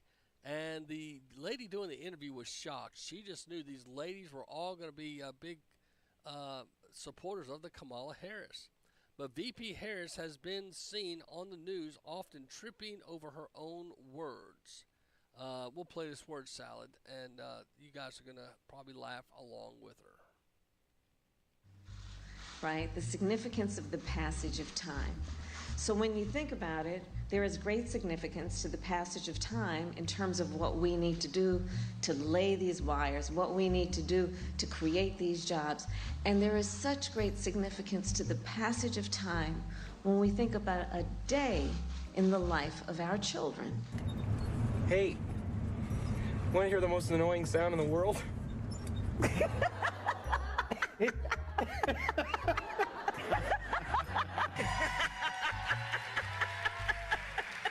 Why are you laughing? I said, why are you laughing? Holy cow. Because there was smoke everywhere. You need to get to go and need to be able to get where you need to go to do the work and get home. More parents are seeing the value of educators when they had to bring their kids and said, we're not paying them nearly enough. I'm sorry, what? What are you laughing at? I just spoke yesterday with astronaut Glover. Do you guys know who he is? I wanted to know if you think, and if you asked the United States to specifically accept more refugees. Okay. A friend in need is a friend indeed. Okay, I can first. Okay, so. Madam, the situation is very complex. This is what I was saying.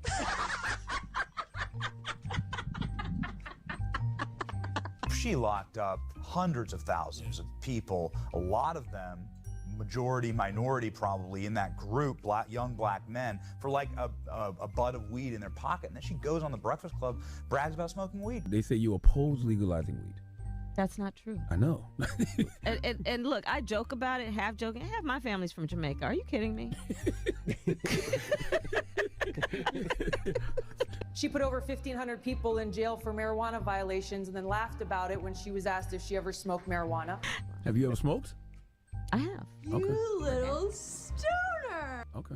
Like in And college, I inhale. I did inhale. I am your stoner. I just broke news. I mean, was it in college? Listen, I think that it gives a lot of people joy, and we need more joy. We need more joy in this world. I call myself a joyful warrior. Sometimes I call myself the booby watcher. Well, I think culture is, it is a reflection of our moment in our time, right? And present culture is the way we express how we're feeling about the moment. We should always find times to express how we feel about the moment that is a reflection of joy, because you know, it comes in the morning. Bunch of stoner types, real spiritual heads, always in some full lotus. So anyway, the Kamala Harris word salad. I don't know what you guys think. I know some people out there probably think I'm voting for her because I want to see her. I don't want to see Trump win. But just remember this. This was Barack Obama in 2012 on how to win an election. Now see if this is not the strategy you're seeing them play right now. Even though they're switching candidates, this is Barack Obama explaining, and he's in a small room with people, how to win an election. Understand, it's not necessary for people to believe this information in order to weaken democratic institutions. You just have to flood a country's public square with enough raw sewage. You just have to raise enough questions, spread enough dirt, plant enough conspiracy theorizing. Hold up. Wait a minute. Something ain't right. That citizens no longer know what to believe. Once they lose trust in their leaders, in mainstream media, in political institutions, in each other,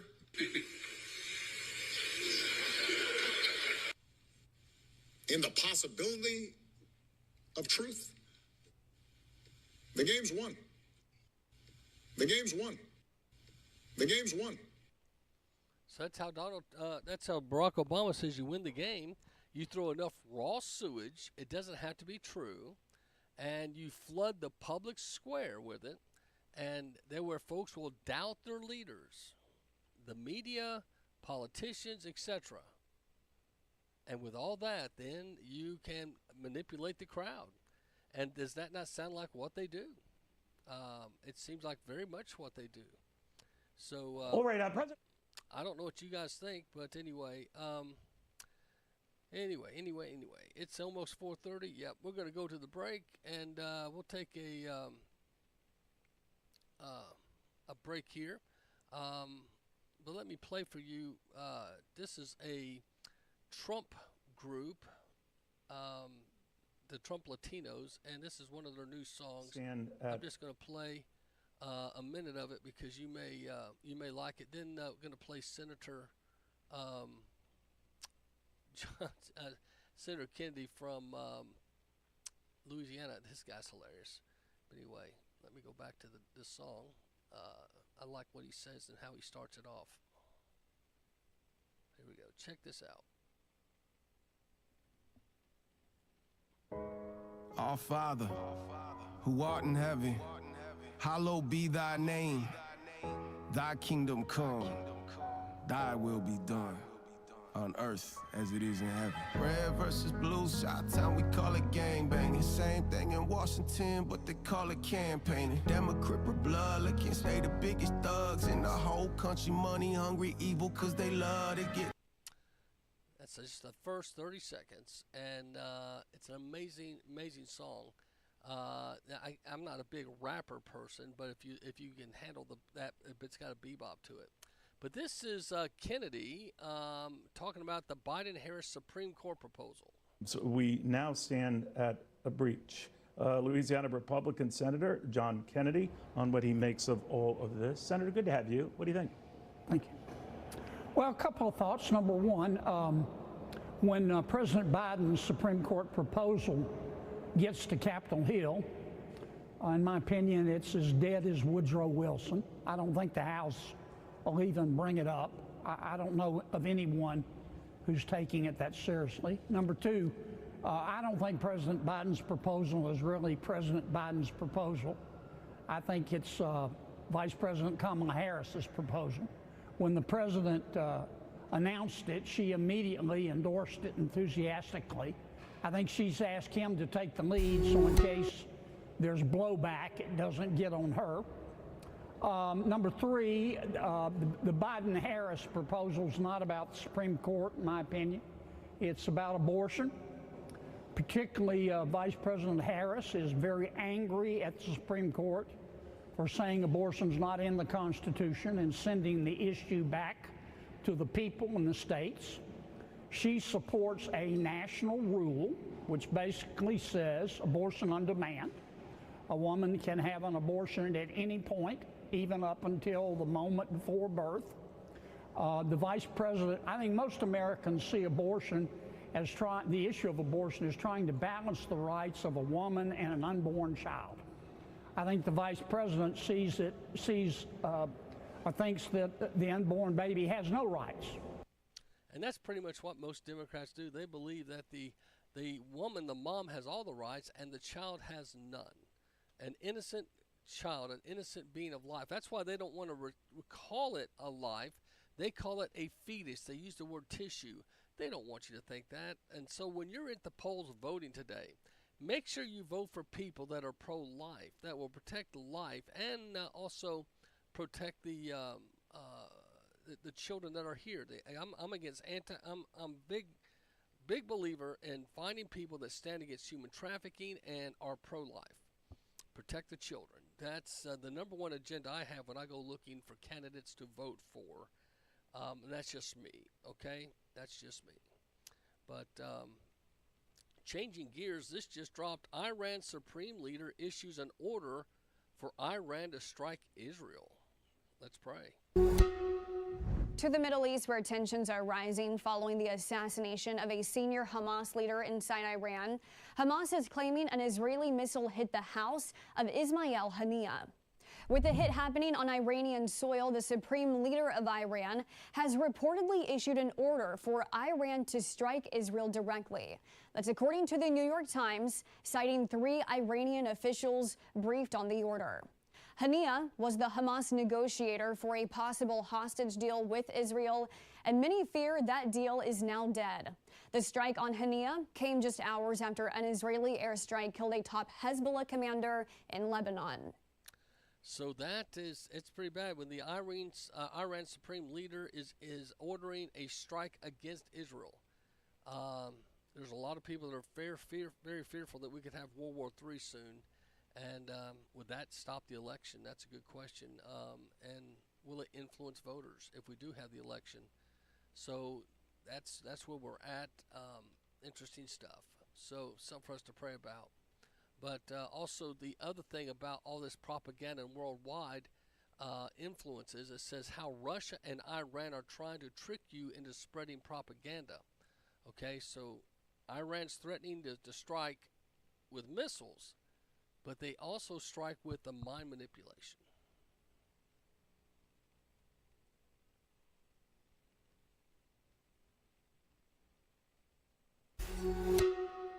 You can't believe everything you read. U.S. intelligence warns foreign adversaries are working harder than ever to sow seeds of doubt in America's upcoming general election. Officials say Russia is still the greatest threat, but have an eye on Iran and China. Kremlin-backed groups are increasingly hiring marketing and communications firms to spread election lies. The U.S. caught 2 firms in March, which created fake websites and social media to spread Russian disinformation and sow confusion. Their targets ranging from political candidates and voting to immigration and war. U.S. spy agencies say Iran is laser focused on fueling distrust in American political institutions, especially over Israel's war against Hamas, creating fake online personas and engaging in secret online campaigns. Now, these secret online things, for instance, someone sent me something, and I think as I looked at it, it says, it looks to appear Donald Trump says, "I'm not a real Christian." And the more you look at his lips don't match the words, this could possibly be trying to disenfranchise the Christian vote. But this is Iran and them using propaganda to come between people and our own politics. Especially over Israel's war against Hamas, creating fake online personas and engaging in secret online campaigns. U.S. intelligence says Iran also isn't particularly keen on a second Trump presidency and fears his return to power would increase tensions between Washington and Tehran. While in office, Trump ordered the killing of an Iranian commander and withdrew from the Obama-era nuclear agreement with Iran. U.S. officials say the ultimate goal of these adversaries is to get Americans to spread disinformation and warn people to look out for fake websites designed to look like U.S. news outlets.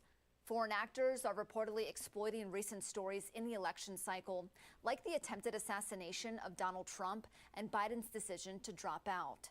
Russian disinformation campaigns quickly jumped on claims Democratic rhetoric led to the shooting and even spread conspiracy theories Biden or Ukraine was behind the attack.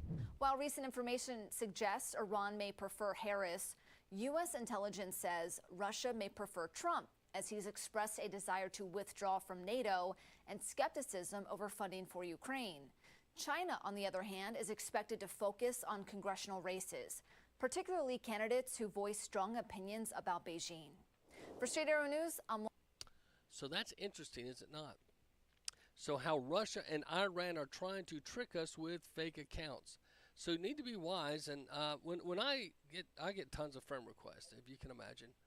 And I have to look. One, if they don't have pictures and they don't have a post, that's an automatic no. But if they want to be my friend on Facebook, but they try to block their posts and what they stand for, who they are, and I say no. Now, sometimes I've accepted, so then you can go see their post. But then if you accept them and there's no post or just a few pictures, that's usually a fake account. Block it. Block it, block it, block it, and just move forward, because that's just what the world we live in. We're going to live in a lot of technology espionage, and I think it's going to force us all to be a little bit more careful, because we all got the spam calls. Do you get the calls? And if you watch the movie The Beehive with Jason, I can't think of his Stratham. Oh, man, that's a good movie. And buddies, he take care. But it all is based around this group of guys that swindle old people out of their money. And a lady got swept out $2 million, and she was the executor over a couple of charitable estates. She ends up taking her own life out of despair, and that made the beekeeper upset. And he's a retired, of course, military operative, and a beekeeper is supposed to be more trained than a SEAL, Army, Ranger, any of the bad dudes in any of the military. The beekeeper, if I'm giving away the plot a little bit, but if you go watch it, he is trying to protect the hive. That's his job. Protect the hive away from the bad guys that have gotten into the hive. He goes, that's the thing. You let bad guys into your system. You got to get them out. It's like cancer. And getting out negative people from your life, and folks that want to be destructive or demonstrative. Sometimes you heard this. You got to let somebody go. And sometimes you have to do that on staff, and sometimes you have to do that in business. It's a sad thing. But with that said, you're going to have to look at your Facebook, your social media accounts, whatever, and ask yourself, do I really care about having all these new duplicitous names that I'll never meet? What's funny is I get folks ask me all the time, or I get comments, and I was at Lowe's not too long ago, and a lady in Georgia that listens to my rant and makes comments all the time. I went up to her and said, hey, are you, you're one of my listeners. She goes, yeah, you're the Patriot Pastor. And I couldn't remember her name because we'd never met before. But she makes a lot of compliments on my show. And she was there getting some stuff for her house. Her and her husband were doing some stuff. And I was on an errand getting stuff for our house, my little honeydew from Judy list. But it was funny. We're standing there in line, and I recognized her because, that's the interesting Facebook. It's all about the face, right? And you recognize somebody. What they're doing is they're trying to take and steal and make fake IDs, fake accounts. I can't tell you how many fake accounts have been out there with my name and my likeness on it. And I'm not that big time at all. I'm not trying to say that. All pastors will tell you, if you are at all involved in the community, more than likely, and you're on social media, you'll have fake accounts, people that pretend to be you. Now, I have several media accounts, and I think you can tell which ones are mine. I publish my show on them and my views, but some of these fake accounts just have, they'll just have the profile, but they won't have the other picture, or they'll have the other picture, not the profile. That's usually a big red flag. And so anyway, that's something because I think Iran and Russia and other groups, they're going to mess with us. They're going to try to take advantage because the average layman doesn't know how to deal with that. But I was glad to see that there's a new bill making the American flag a little bit more special. There's nothing more American than the American flag, but it may seem a little less American when you consider millions of our flags are imported, mostly from China. Now, newly passed legislation will ensure more of our nation's flags are made in the U.S., requiring all American flags bought by the federal government be completely manufactured in the U.S. and use only American-made material. The All-American Flag Act is expected to be signed into law soon by President Biden. Currently, the U.S. imports millions of flags from overseas, and federal rules require only that the government buy flags containing half U.S.-made material.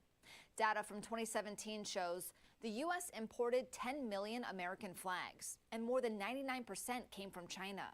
The figures include all American flags imported, not just those purchased by the federal government. For Street Arrow News. So how about that? 99% of our flags right now are bought from China.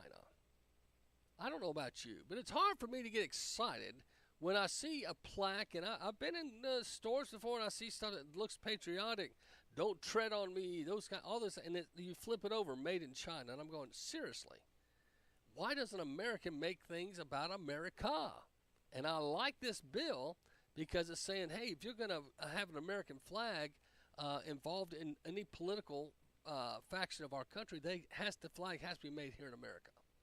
And I think that's a good move because I'll bet you there's coming a time well, folks will try to make adjustments to the flag, maybe take some stars out as if in protest they don't believe in certain states. You just wait. It's going to get more radical. People think, hey, I'm pissed or I'm mad about something, so I have the right to be a jerk and get as many folks mad and make statements no matter how heretical or uneducated that they are. And that's just the world we live in. It's not a fun world sometimes. Now, sometimes you can see all the technology and say, wow, this is pretty amazing. And sometimes you look at it and say, I don't know, I'm not real impressed.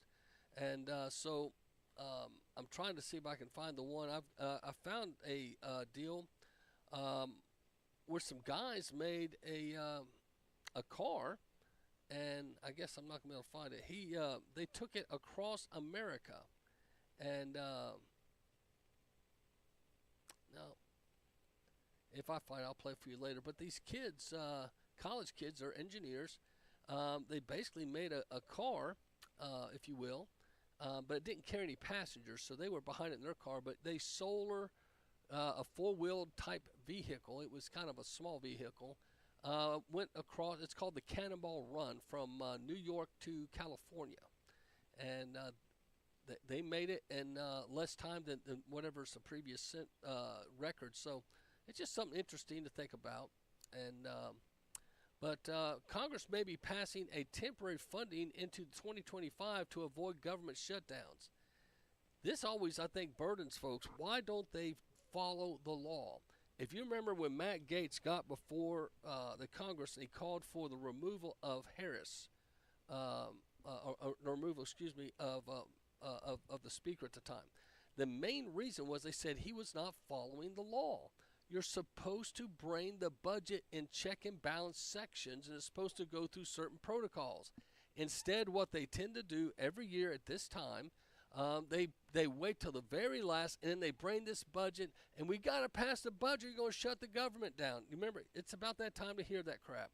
Oh, we got to bring the budget. But if you remember, Matt Gaetz gave a very succinct speech of the different steps they're supposed to follow. And at this particular time, before they go on their fall break to run for election, they're supposed to have some steps done. Well, obviously, they didn't do a dang thing, and they're going to come back from break, and we're going to start hearing the same old song. Oh, my goodness. Because, see, this way they don't have to tell us everything.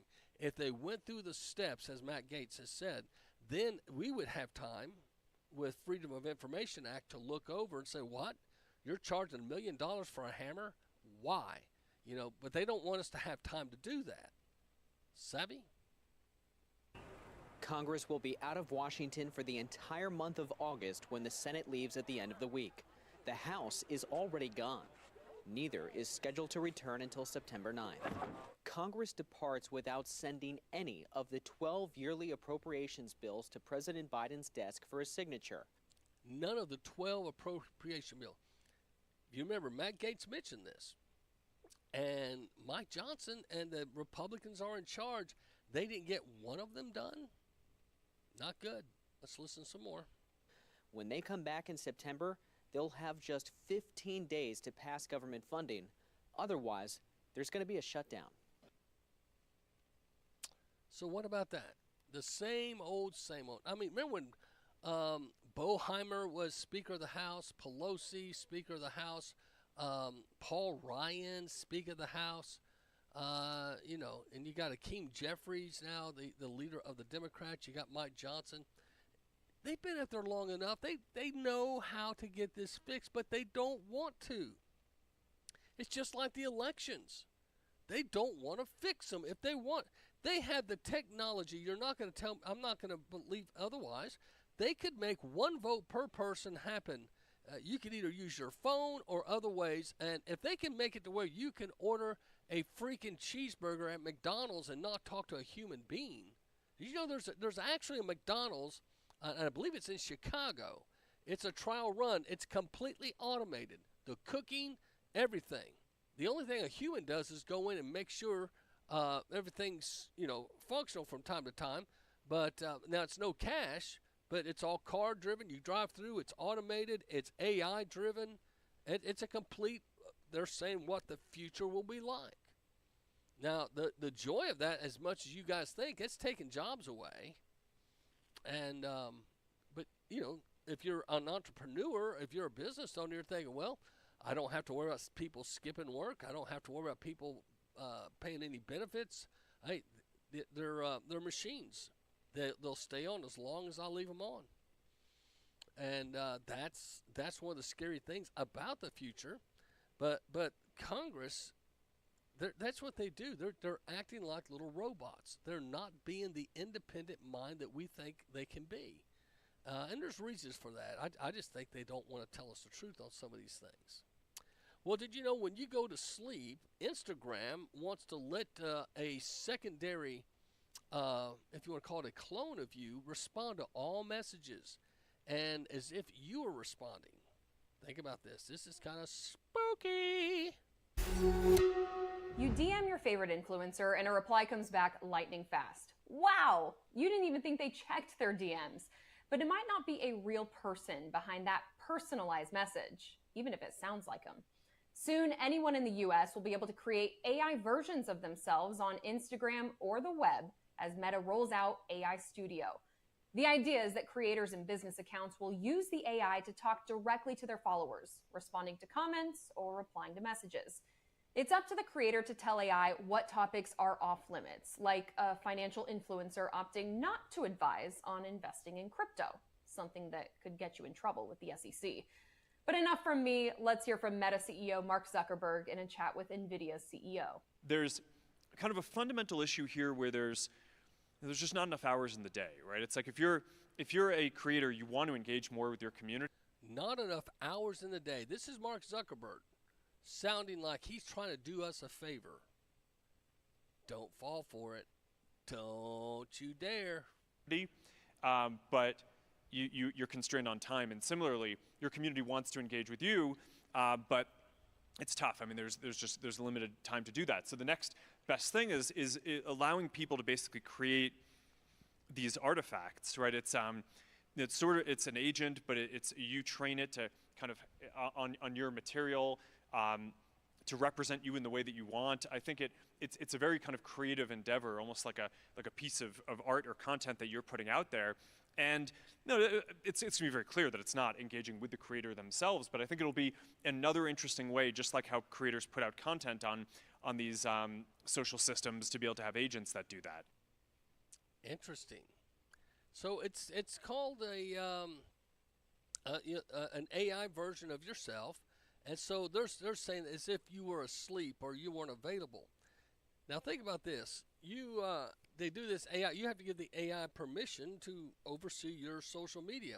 So when you're not available or whatever, what's to keep Zuckerberg? Because Facebook's very intrusive. They're not very secretive. They do not believe in the First Amendment. If you happen to be conservative and lean to the right, such as I, you're constantly being, there's always a trip up with Facebook. I don't trust them in the least that if I did this, that they would then take over my account and have enough pictures and information about me to fool others into thinking, hey, that's really Macil. Savvy? Be wise, my friend. Be wise and understand that this is just a way to try to capture who you are and exploit it. That's what a lot of these people do. They like to exploit. And in so doing, Senate has now expected to pass a bill to protect kids online because there are a lot of people that exploit children online. The Senate is expected to pass legislation Tuesday that will protect children from what's considered dangerous online content. The bill, which has bipartisan support, has been championed by parents whose children died by suicide due to online bullying. It would force websites and apps used often by kids and teens, like popular social media platforms, to take steps to protect minors online by defaulting to the safest settings possible. The House has not yet taken up its own version of the bill, but Republican House Speaker Mike Johnson has said he'd look over the Senate's bill and try to come to a consensus. If the bill becomes law, social media platforms would have to provide minors with options to protect their information, disable addictive product features, and opt out of personalized algorithmic recommendations. They would also be required to limit other users from communicating with children and limit addictive features like platform rewards or autoplay for videos. Some big tech companies like Microsoft, X, and Snap say they support the bill. Meta, which owns Facebook and Instagram, has not publicly taken a position. Stay up to date on all. So, don't know what you think about that, but it's interesting. For some reason, they're acting all concerned about the children. I'm not buying it, because the government, with their No Child Left Behind in their literature, because you know this is government approved, you can blame Disney all you want, and yes, Disney is a sick, child molesting entity now. There's no doubt. But they do it with the help of the government. Our government education system is filled with pedophiles and mind-warping people. Just look at the stuff that's in the literature. And in there, it's so bad that when parents read some of the school text at the school board meetings, they've actually been told, hey, please stop reading it. You're offending me. And the mothers, especially Brandy Howard, when she was here running Moms for Liberty, Brandy said, no, if my kid has to read this, then you're going to hear it. And she made a Facebook page reading out the information, and Facebook reprimanded her for supposed using language that is inappropriate. Okay, if it's so inappropriate that it can't be on Facebook and it can't be read in a public meeting with adults, why are the children being taught it and told to memorize it? Is it any wonder that we have so many teachers today that are now being busted for sexual molestation of children, especially females? Look at how many women, that are now, the arrest rate on women teachers is out the roof. But when they're studying, preparing these lessons and teaching kids about oral sex, about lesbianism, about MAPS, minors attracted persons, and the GET acrostic from Disney, and all these different things, it gets in their brain. See, here's the deal. I had a lady explain it to me this way. She said, Macil, men, you guys are attracted more to pornography in that you guys like that you're visual. Women like to hear things. So that's why our minds are captivated more when we read something that's sensual, like the old Harlequin romances. That was like lady porn. They would have these romance novels that would get women into these slow, deep diving chapters about maybe some inappropriate thought processes. You with me? But men, it's like, hey, that's too long. We don't want to read that. I just would rather see it. See, there's a difference. Savvy? And that may not be a great illustration for some of you, but I'm just telling you like it is. So when the Senate says they want to pass a bill to protect kids online, I am skeptical. I don't trust, especially our Department of Education and the Department of Education. I think there's a problem there, and I think many folks would agree with me that we've got problems there. All right, we're about to the 5 o'clock hour. When we come back at 5, we're going to talk a little bit about the Olympics. I've got some good stuff saved up there. But just know this, you've got to keep in mind that China is doing all they can to be the leader, and they have a future of global energy that they would like to be made in China. We'll listen to this before the break.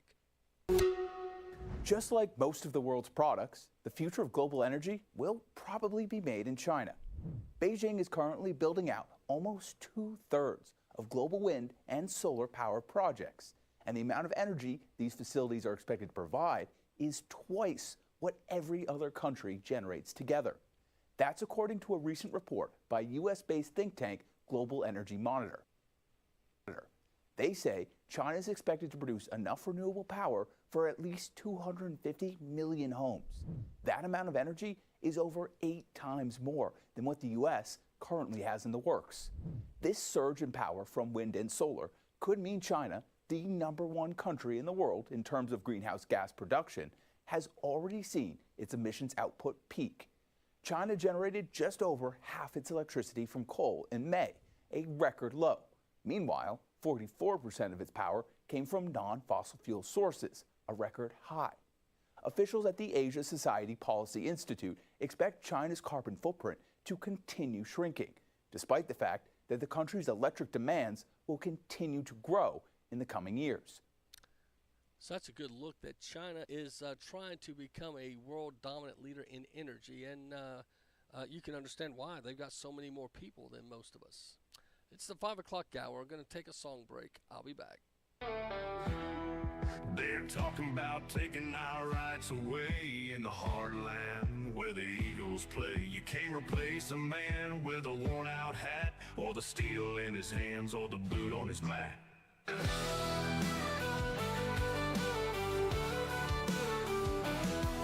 see the sweat on fields in the morning light, and I'd rather fight than lose that sight. Silver screen costume men with their tails, but I've lived the dirt roads and the hard-packed trails. This is my country, this is my fight. From dawn till the dusk, I'll stand for what's right. Hard work in our veins, pride in our song. We'll hold our ground, it's where we belong.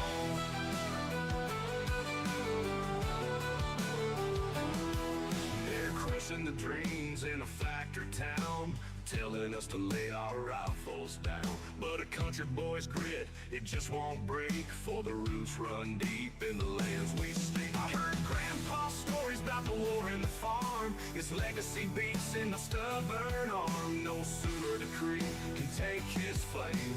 As long as I breathe, I'll carry his name. This is my country, this is my fight. From dawn till the dusk, I'll stand for what's right. Hard work in our veins, pride in our song. We'll hold our ground, it's where we belong.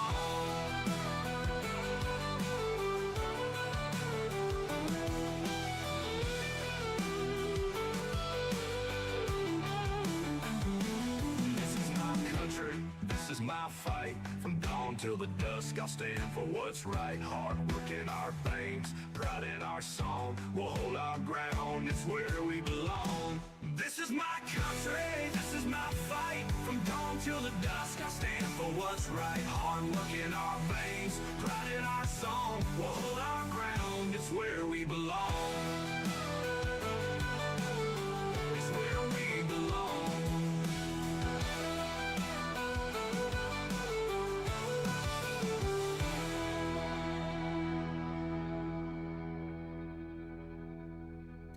What a great song. You guys may want to know that's James Hilton, and he's known as the Cowboy. This is my country. I like that song. I found it the other day when I was just kind of going through a music selection, and every now and then you can find a little gem on there. It's pretty cool. Here's another song on faith. If you're trying to, you guys are getting off work, those driving home, and you feel like, hey, I'm kind of running. See what you think.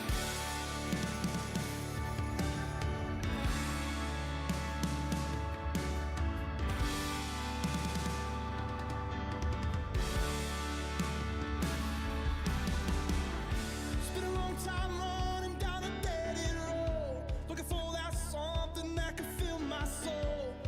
Never found what I was searching for. It's been a long time running from a messed up past, but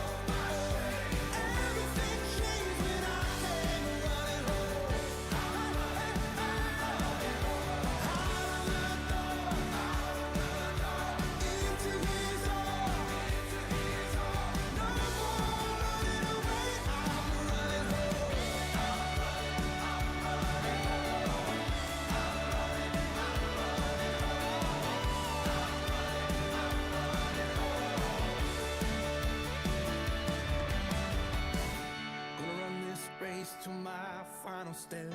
Gonna sing this song till my final breath. Let the weight of this world go. Gonna be no tears, gonna be no pain. When I see that smile on my Savior's face, I won't be walking, I'll be running home. He called my name, yeah, and he stole my shame. Everything changed when I came running home.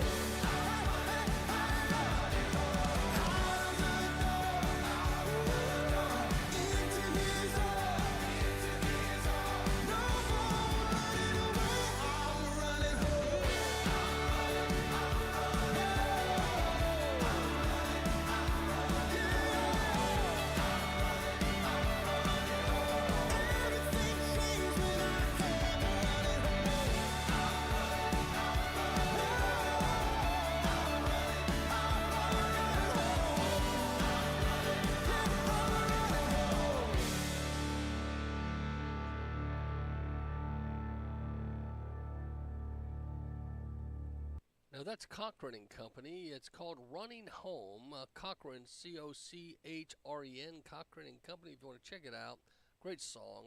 Kind of gets you going. If you're in the morning and you're like a morning person, you little zippity dood on, you're spiritual. Listen to that. It's a good Christian song. Well, a couple of things here I thought we'd bring up at the 5 o'clock hour. One is the federal judge, and we'll bring up the CBN News, is talking about the school changes with Title IX, and we'll talk about that. But I thought we'd talk here about the Olympics. I think a lot of folks are pretty excited about that, and here's an update. At least it's just maybe 2 hours old, but the medal count right now, we're winning. 6:14 on a Thursday morning, and the Summer Olympics enter day 6 today in Paris. Let's take a look at the U.S. medal count right now. 5 gold, 13 silver, 12 bronze, and that brings us to a total of 30 medals so far. And that's up 4 since this time just yesterday morning. We still have the most medals of any country, but France is catching up with 26 medals so far this Olympics. And when talking about those medals, we have to talk about Bethesda's own Katie Ledecky. She, of course, has been dominating in the pool so far. All right, so she won her first gold of the Paris Games yesterday with an absolutely amazing performance. Slayed the 1,500-meter freestyle. She's now tied with 3 fellow Americans for a career total of 12 medals, the most ever by a female swimmer. Team USA currently swimming in the semifinal heat for the women's 200-meter freestyle. Ledecky, she's not in that race, but she could end up swimming in the final if the U.S. makes it as expected. The final is this afternoon, just after 4 o'clock. She is so unstoppable. I just love that. And we can't forget about Arlington's own Tori Husk. She won silver in the 100-meter freestyle yesterday, bringing her Paris Olympic total to 1 gold and 2 silver. Coming up at 9 a.m., a blast from Olympics past. 2-time gold medalist and Arlington native Tom Dolan joins us in studio. So it's interesting that we're winning in the Olympic medal count, and that's a lot. There's a lot of people that probably, can you imagine the folks that try out and they don't make it? I'm sure there's a huge amount of people that just couldn't quite get there. When I was a youth pastor and I spoke in Knoxville at a church, I think it was called Yellow Leaf Baptist. They're outside of Knoxville anyway. There was a young girl there training. Her name was Ray. She was trained to be an Olympic swimmer. And my friend, she had the discipline. She would get up every morning, like at 5 o'clock, did all this routine. And she was in the 8th grade at that time. And she had these shoulders, and she had really, because of all the work and her parents had paid. Well, she had a life change somewhere in high school. She got sold out to Jesus in such a way she felt called to ministry. And she's married now, went to Australia and has kids there. But Ray had a faith moment that was just unreal.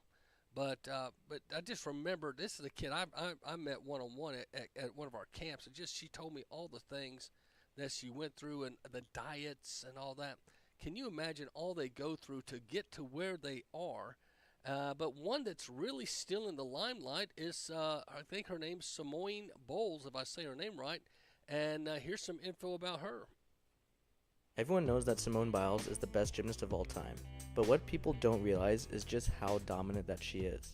This past week at the US Championships, Simone won the all-around for the 9th time, being the only gymnast in history to ever win 9 individual US titles. And she's the oldest woman to ever win at 27 years old. In the words of Simone, she feels like that she's aging like fine wine. It's just getting better and better, so. But what's even more impressive is that she won every single event, including bars, which is considered her weakest event. On day 1, Simone averaged a 15 on every event, which has never been done before with this scoring system.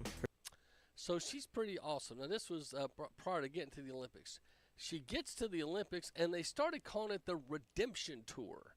Because you remember in Tokyo, Miss Bowles had they called it the Twisties or something, that evidently it's not uncommon for people that twist and turn, do all those flips. Their mind starts kind of freaking out, and she had to step away from some events. Now, there were some people that weren't very kind to her at the time and thought, wow, she's abandoning her country. No, they said it's something that happens, and it's a real deal. But Simone Biles came back this year and has been a beast, my friends.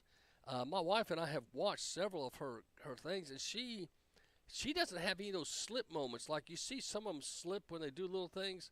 She's got perfect the dismounts and all those things. It's just I don't have all the gymnastic terms. But this is interesting. There's always room, I guess, for pettiness. Just like Caitlin Clark had it in the WNBA and people. Well, Simone Biles was being now she's blocked by another Olympic swimmer. Michaela Skinner has blocked her. Michaela Skinner made fun of the Olympic team and called them lazy. And I think she thought because she was, I think, there at Tokyo when Simone stepped away, and of course it made her look better. She stepped up and won some medals. But check this out. This is by Access Hollywood. I know it's more of a gossip thing, but I just thought this was interesting facts about what goes on even in the Olympic world, okay? This may remind you of your world. Maybe you have someone at work, someone in your life that's a little bit snippy or whispery. It happens even in the Olympics. Simone Biles is clapping back while bringing home the gold. After the United States women's gymnastics team won gold at the Paris Olympics on July 30th, the most decorated American gymnast in history took to Instagram to celebrate, posting a picture of the team with the caption, "Lack of talent, lazy Olympic champions." Many raved in the comment section over the athlete's choice, including former gymnast and gold medalist Michaela Maroney, as Simone's caption appears to be a response to former 2020 Olympic vault silver medalist Michaela Skinner, who caught heat last month after making comments in a now-deleted video where she said that besides Simone, the talent and depth wasn't what it used to be and claimed that the team's work ethic was lacking. Now here is the video. You can hear yourself. This former Olympic competitor and champion made it a point to say something snippy, and she put it on her Instagram account. She's now removed it. But this may be why Simone Biles did so well this year. She was calling her out and the others as lazy, and the girls have been laser focused. This girl may have been an inadvertent help, if you will.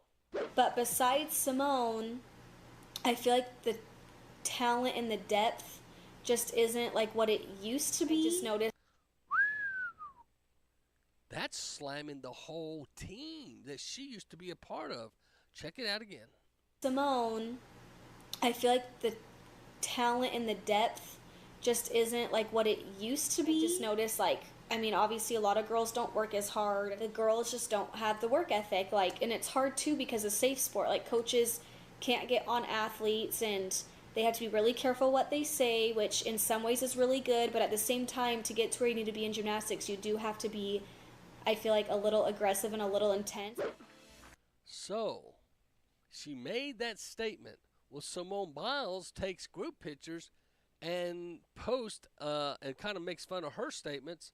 Well, then next thing you know, Simone's getting blocked by this once former teammate and critic. Simone had appeared to respond to Michaela's comments around the time of the video's posting. writing on her Threads account July 3rd, "Not everyone needs a mic and a platform." After the backlash, Macil apologized for what she said, claiming it was misunderstood, and also posted a statement to her Instagram which read in part, "Upon reflection, I was comparing the MARTA era to the current era. I'm coming to terms that I have not fully dealt with the emotional and verbal abuse I endured under MARTA that perhaps led to my hurtful comments. I take full responsibility for what I said and I deeply apologize." The silver medalist also celebrated the women's win, reposting a photo of the USA women's gymnastics team's victory to her Instagram story, adding heart emojis. But the dust may still not have settled, since on Wednesday, Simone posted, "Oop, I've been blocked," on X, with Jordan Childs adding a screenshot of Simone's phone trying to access Macil's Instagram profile, which appears to have blocked her. So, pettiness is in all aspects of life, my friend. And it happens. Have you ever had someone block you or delete you from Facebook? And, you know, some people do it. And sometimes, now, I've actually had people that I didn't remember blocking or whatever. They swear them down. They've tried to get on my page. I just think the old devil's in some of this. But the Olympics have been something, and the ladies are calling it a redemption tour. And so it's amazing. But did you know that the Team USA is filled with a lot of faith? This is a very interesting story. I'd love for you to pay attention to. This is CBN talking about this one athlete in particular. And I love the passage of scripture she shares. Check this out.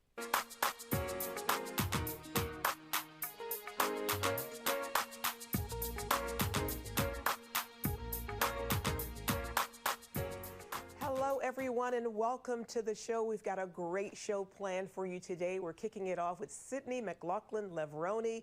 She is a two-time Olympic gold medalist, and this summer she is in pursuit of a third gold medal at the Paris Olympics. Now, she used to be crippled with anxiety before and after each race, but not anymore. In an interview with CBN sports reporter Will Dawson, Sydney tells how her faith set her free. It's going to be Sydney's time again, and it's a world record again! She's the world's fastest 400-meter hurdler and a two-time Olympic gold medalist. In 2016, at only 16 years old, Sydney McLaughlin-Levrone became the youngest person in nearly 40 years to make the women's Olympic track team. When did you know that you were not just good, but maybe even great? I mean, I started running when I was 6, and I think it's kind of hard to tell when you're that young. You know, you're just running for the fun of wanting to run. But I think it wasn't until I got to high school, coming into now freshman year, but my first race was an indoor 300, and I actually won the race against some seniors. And I think that's when it kind of hit me that, wow, maybe I can actually, you know, hang with these girls. She did more than hang with them. Sydney quickly became the best hurdler in the country, qualifying for the 2016 Olympic Games in Rio. In spite of all the accolades and success, Sydney was struggling. From an early age, as a runner, anxiety and fear plagued you. Where did that come from? I think anxiety and fear for me kind of just came from my desire to want to be perfect in all things. And the reality is that nobody can do that. And I think for me, that was a constant battle internally of how do I get as close to perfect as possible in a world where you can't control your circumstances or what happens to you all the time. For me, it constantly left me in a state of fear. And especially on the track, racing against other people who are as good, if not better, that was a constant battle of, am I enough? Will I ever be enough, or will I ever measure up to the standard that I have for myself and that other people have for me? Sydney did not medal at the Olympic Games in Rio and returned home for her senior year of high school. The reception wasn't what she expected. I remember receiving messages actually on Instagram and people saying stuff like, you made it all the way to the Olympics not to get a medal. But I just knew from that point on, I was like, I need to figure out how to deal with this fear because I can't keep living like this.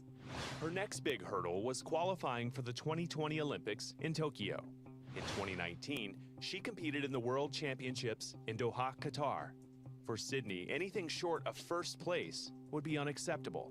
As a perfectionist, her second place finish was heartbreaking. Being able to make it all the way there on the world stage and still come up short, I think was just devastating for me. I still couldn't understand what all the fear was, all the anxiety, how to handle it. Sydney. Now, you may be someone that deals with fear and anxiety and have tough time.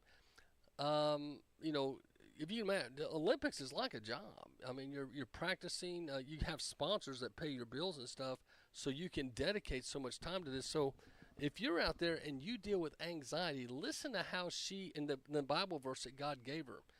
This is pretty powerful testimony right here. I really like this. Listen up. She grew up in a Christian home, though she never fully trusted God. The loss and growing anxiety forced her to cry out to him. God, I need you. You know, there's no way I'm gonna heal from all of this unless it's with you. And so during COVID, that was when I truly started seeking him. It was reading Colossians 3 that flipped a switch for me in terms of my thinking and just kind of how I saw everything. It just made the whole gospel make sense. The lens in which I viewed life had truly switched.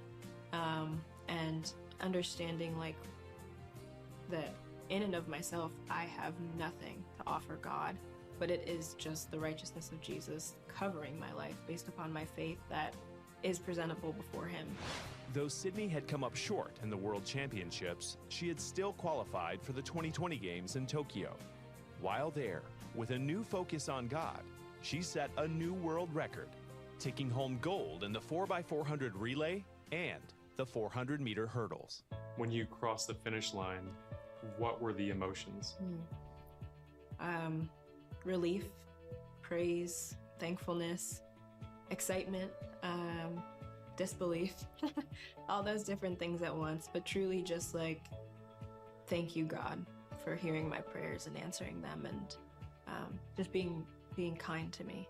I think that's the number one thing every time I cross the line is like, God, you have not failed me. Even when I lose, I still win because I learn. Didn't you catch that? Even when I lose, I still win because I learn. Powerful. You can go to CBN News if you want to catch it. That was a 5-minute testimony. But I thought that was so powerful of her. And there are other Christians up there in the Olympics. One's a surfer, and he was told to take his Jesus emblem off his surfboard or they would not allow him to surf. There was a skateboarder who she used her sign language to give glory to God on the platform, and people didn't realize she was doing that, and during an interview. So I think it's interesting how people have just found ways to use their testimony for the Lord in the Olympics, and there's a lot of good stories. So I just thought that may be one that encourage you, especially if you're dealing with any kind of anxiety, frustration, concerns, because it can be life can be tough. Life can be a discouragement, and I understand that. One thing, though, that's discouraging a lot of women is this Title IX. A lot of us just don't understand why Biden's doing this, but as we talked before, Title IX had to go through the Congress and Senate, the proper passage. If you're going to pass a law, the Congress or Senate, they write, bills. They're called bills. You've heard the old song, I'm only a bill and I'm living here on Capitol Hill. It's an old schoolhouse rock thing. But it has to get the approval of Congress and Senate. And if you get 2/3 majority, you can override a presidential veto, correct? So, and then the Supreme Court monitors and makes sure that it's not used inappropriately or when it's applied, etc. So that's the thing. Well, what Biden's doing is he's using one of his secretaries to add to the law without going through Congress or Senate, the proper procedure. And it started today, August 1st, and there's a ruling change for schools that's going to take effect, and the 700 Club covers it. See what you think. Biden administration Title IX changes adding gender identity as a protected group are now in effect. However, federal courts have issued preliminary injunctions against the new regulations in 14 states. So what does it mean for girls and women, college sports, locker rooms, at least for now in 36 other states? We'll hear with more as attorney Ken Tashi. He's higher education fellow at Campus Reform. Ken, remind us what this change to Title IX means for schools, sports, and locker rooms. Hey, good morning, Gary. Thanks very much for having me.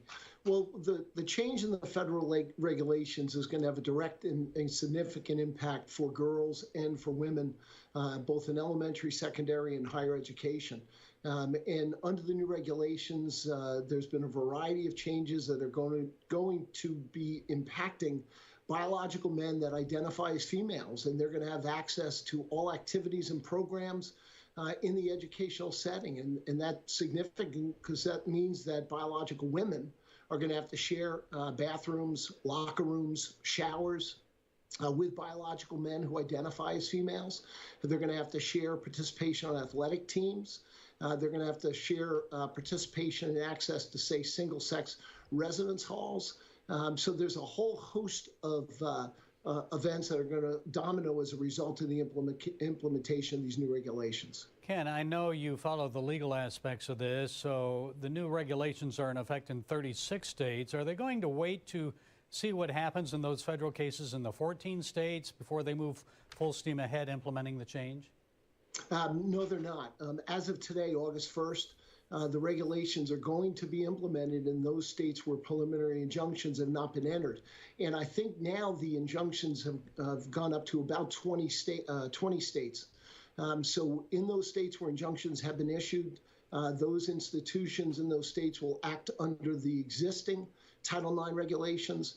In those states where no injunctions have been issued, then those states will be acting under the new regulations. And really what that's going to result in is a patchwork of enforcement of Title IX across the country, which is going to make compliance and enforcement extremely difficult.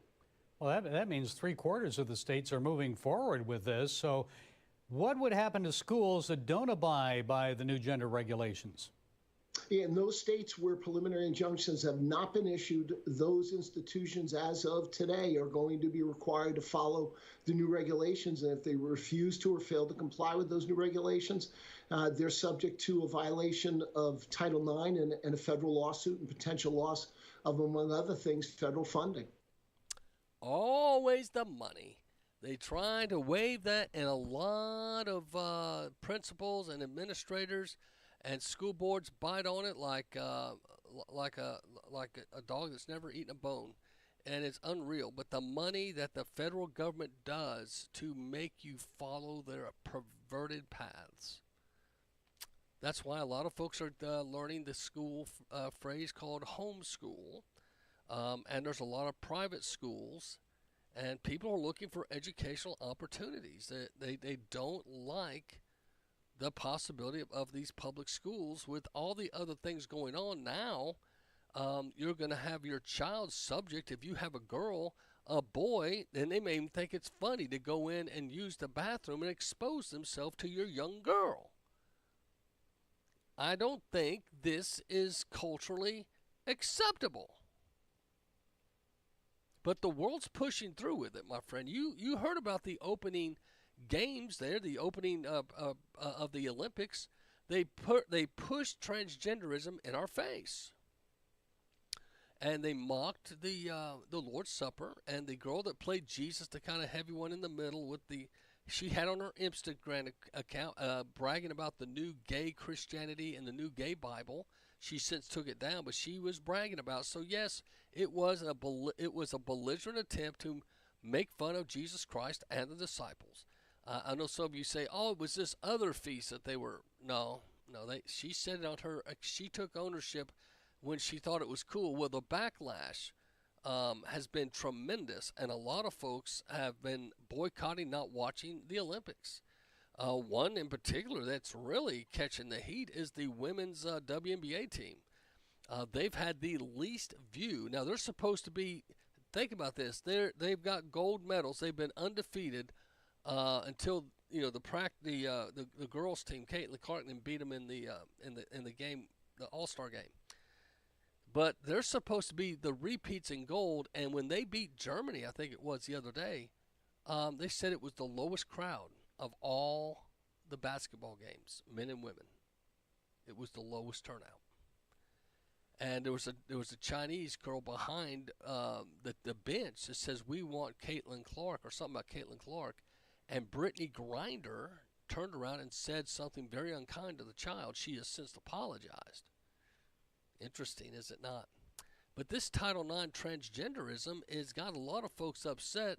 And then you have other countries that went ahead and pushed. You got 2 guys now in the female boxing at the Olympics, and it's causing some concern. 2 boxers who were previously disqualified from World Championships last year for failing gender eligibility tests in the female category will be allowed to fight against females in the Olympics. This decision is sparking backlash on social media. The International Olympic Committee confirms Iman Khalif of Algeria and Lin Yuting of Chinese Taipei will face female opponents in the Olympic Games. During the Women's World Championships in March 2023, the International Boxing Association disqualified both fighters. The International Boxing Association disqualified both fighters. So what did the Olympics do? Well, we're in France, and they're celebrating transgenderism. We're going to get rid of these guys, the international boxing, and we're going to bring in some snowflakes that will approve them. Listen, my friends. Saying they had failed to meet gender eligibility tests. The IBA's president said at the time that the association conducted DNA tests and found the completed tests revealed the boxers had XY chromosomes. The IBA also stated that a number of athletes were posing as women to trick their colleagues and fight in the female competition. To trick their colleagues. They were doing it with deception. But that's not all. This year, the IBA is banned from governing the Olympic boxing competitions. Okay, because they did a good job and kept out boys from girls, they're now banned from being a part of the Olympics. Thus, you get the 2 guys in the ring, and one lady quit. And has been replaced by a Paris-based boxing group. That Paris 2024 boxing unit has more relaxed rules for gender eligibility than the IBA. The IOC was questioned about the decision at a briefing this week. It's incredibly complex. Everyone would love to have a single answer, yes, no, yes, no. It's incredibly complex. And no, it's not. You're born as a boy or you're born as a girl. Simple. Easy. Cheesy. If you don't understand plumbing by now, my friend, then you have been sheltered. it actually boils down to not just sport by sport, but discipline by discipline. So people may have an advantage in this discipline and not in this discipline if they've been through male puberty or not. This boxing unit used the Tokyo 2020 boxing rules, which stem from those in place at the Rio de Janeiro Games 8 years ago. So if we go back to the rules, which were issued in November 2015, they state that people who were born female but identify as men can compete in the male category without restriction. However, those who were born male and identify as a woman have to meet certain criteria before being allowed to compete in the female category. And let's stop and think about that. Let's say you have somebody that's a girl, and she says, hey, I want to compete in the guys category. They're saying that's kind of acceptable, and I would say that doesn't seem to have a bigger problem, because you're saying, okay, she's not blind, she's wanting to go compete with the boys, okay? Like Caitlin Clark was offered to be in the Ice Cube 3-on-3 league, which is all men. They offered her $5 million. And then another rapper doubled it. She was offered $10 million to play with the boys. She said, no, I think I'll stick with my Nike, my Spalding basketball. I think I'll stick with my Gatorade, my insurance, and all the other gigs she's got going. Because I'm probably going to make, I think it's she's making annual income each year with all her endorsements. She's going to make about $3 to $4 million a year for the next 10 years. And so I think she's saying, I'm set. I don't need your one-time $10 million. I can make an annual $3 million. With that said, I could if Caitlin went to play in the NBA, that wouldn't be as egregious, because you're saying, okay, she's not going to hurt anybody. But you bring LeBron James down to play in the WNBA, there's a problem. He's too big, he's too strong. And that's what happened here in the Olympics. The first restriction is that person must have identified as a woman for a minimum of 4 years. The second restriction is that person must have suppressed their testosterone to a certain limit for at least 12 months. The third restriction is that person must keep their testosterone below a certain limit for the duration of the games. And the fourth restriction is that person must undergo testing for compliance. And if that person fails, they will be suspended from female competition for 12 months. The IOC also states rules should be in place for the protection of women in sport and the promotion of the principles of fair competition. Now, some think that there are two on the American team that possibly have the male chromosome and possibly are men. Don't want to mention their names because that would be hearsay, but some feel that's one reason why the WNBA, some of the moves that they made, because two players in particular, but one, it's very obvious. We keep hearing that she was kicked off the team for marijuana and stuff, and that's not the case. But long and short, they allow this to happen. And I read this before, but I'll just read it now in case some of you had joined. There was a girl that got in the ring with a guy, and she lasted 46 seconds. I think this was last night. And then she fell to her knees, and she yelled out, "This is unjust." And rightfully so. Biological male boxer viciously beats female opponent and forces her to quit in tears within seconds at the woke Olympics. And that's what these pretty much are, the woke Olympics. This is the future of the Democrats. They seem to be very comfortable with this. And the Paris Olympics erupted in controversy again Thursday after a biological male prevailed in an Olympic boxing match after smacking around a much smaller and weaker woman for just under 46 seconds. Not even a minute. She didn't make it a minute. And she fell to her knees and said, "This is unjust." And this is so sad because, she's trained. She's wanted to be there. And so she's dropped out. And like I said earlier in the show, I just think all the girls all get together and say, "Listen, we're not boxing these bozos. If you're going to put them in, just go ahead and give them the gold medal. But they're not. Let them get the gold medal without swinging at one of us." I know that sounds maybe like a defeatedness, but here's the problem. And here's an example that got brought up today in the Gateway Pundit.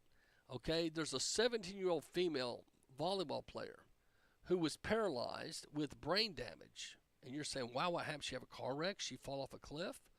No, she was hit in the head by a transgender male who was slamming the ball with great impact and showing off, if you will, at the net. And if you've ever seen competitive volleyball, it's a big rush to spike it, and that's what she did.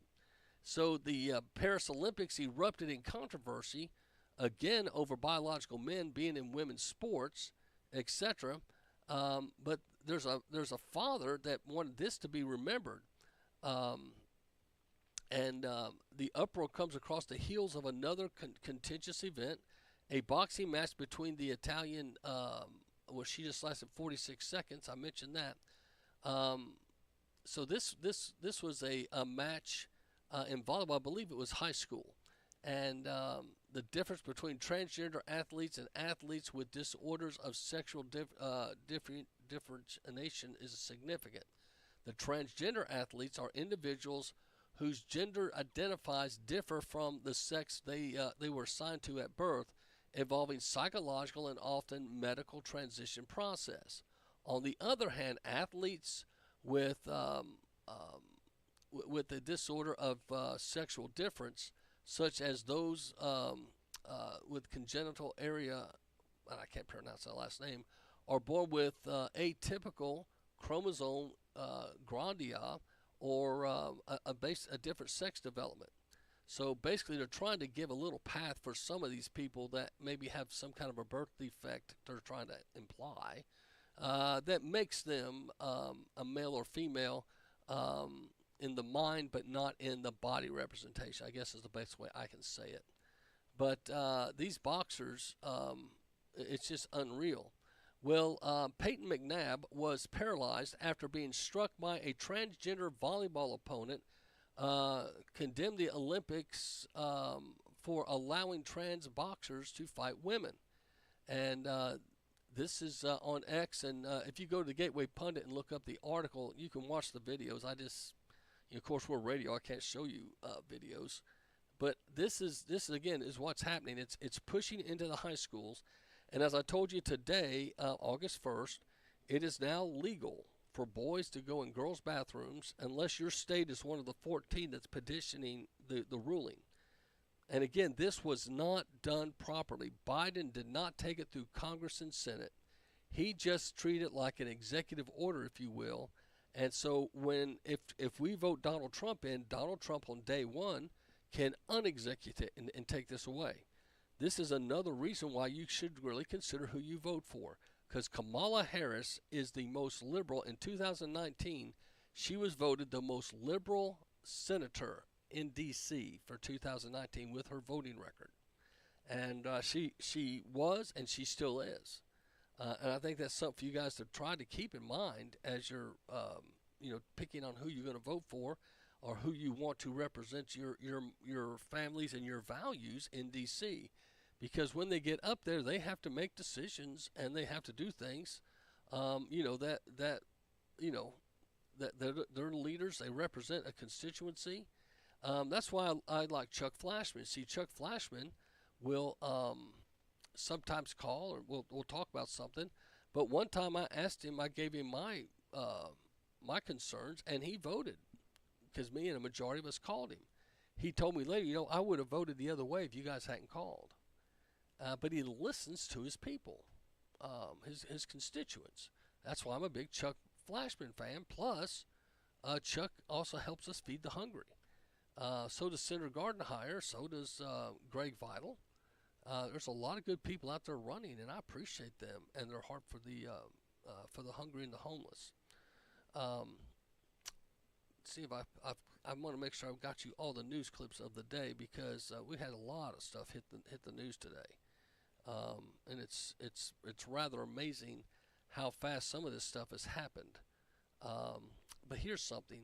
Majority of young men favor Trump, a demographic shift unseen in 20 years. Check this out.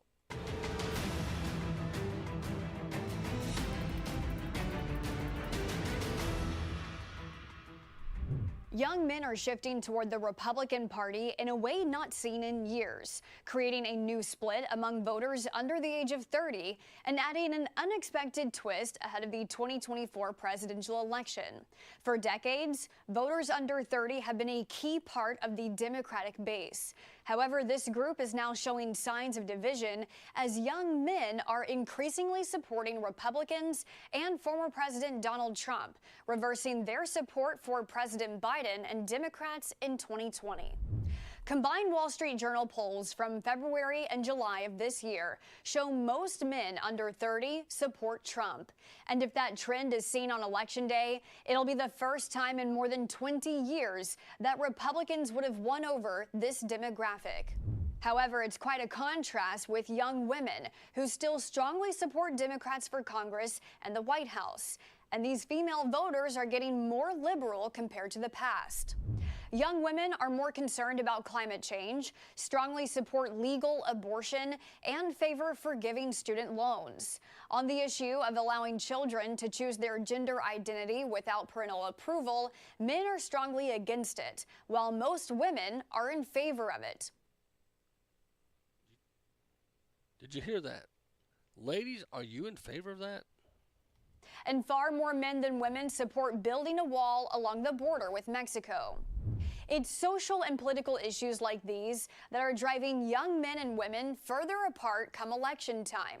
These numbers come from polls conducted while President Biden was still the Democratic candidate. But now there is a new candidate on the Democrat side.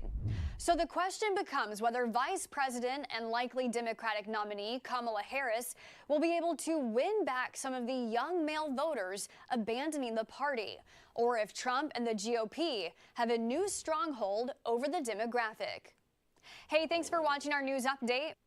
Now, a lot of these young men are into cryptocurrency, and Donald Trump has offered, it's kind of a three plan. He's talking about getting rid of, because choke 1 was when he was in office in 2016.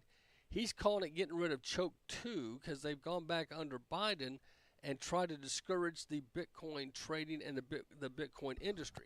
So, and what makes Bitcoin so threatening to liberals and nationalists is because money is not channeled through a bank that they control. It can go around banks, if you will. So that's where I think a lot of folks, you guys remember McAfee, who supposedly suicided himself. John McAfee, if you have a Microsoft computer and you have McAfee virus protection, John McAfee is one of the, if you will, the good guys that wouldn't surrender to the black side, if you want to call it the dark side of the global cabal. He had a conscience. He's got what you call John McAfee Dead Man Switch videos. You should watch them because he said, I'm not suicidal. But it goes back to when he first started getting Bitcoin and online banking like this in gear, the big banks didn't like it. And actually, this is when Obama was in office and Hillary Clinton was Secretary of State.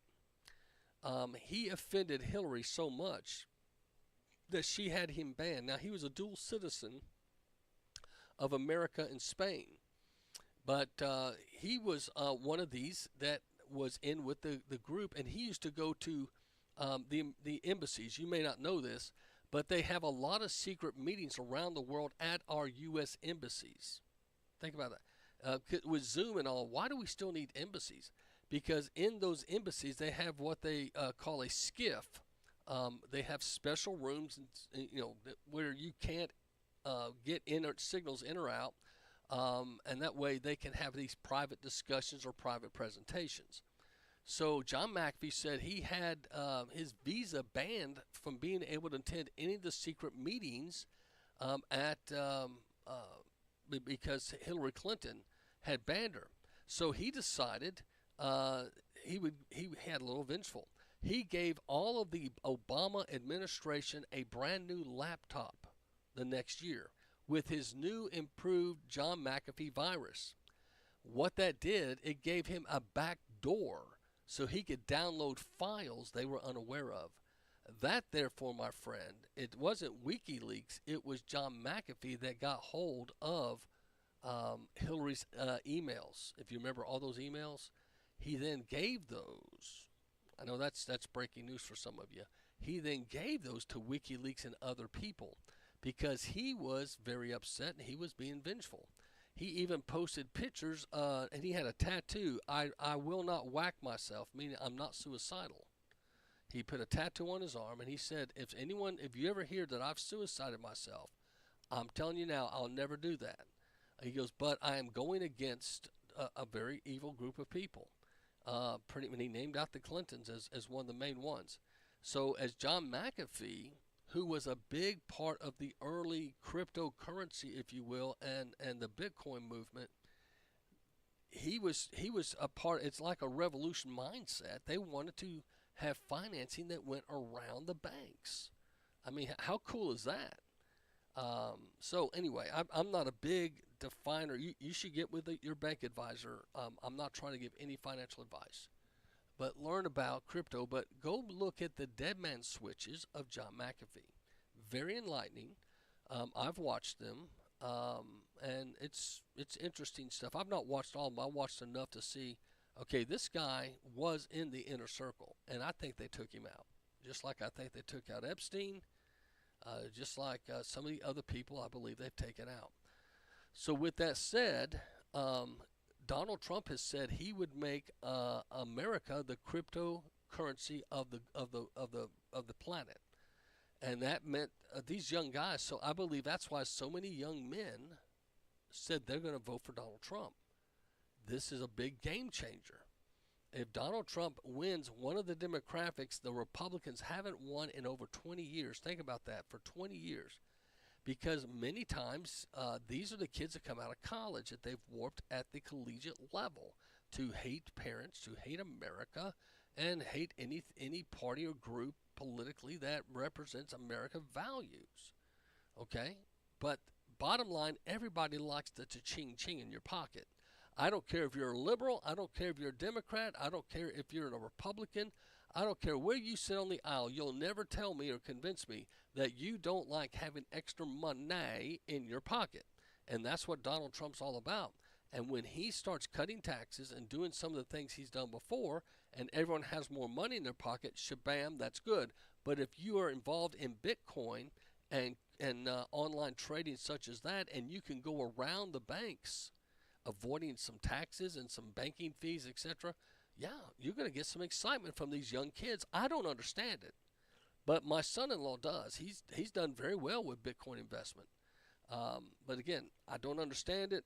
I try not to comment too much on what I don't understand, but it's an amazing thing for Donald Trump to get that swing that fast. So majority of young men are favoring Trump right now in the demographic.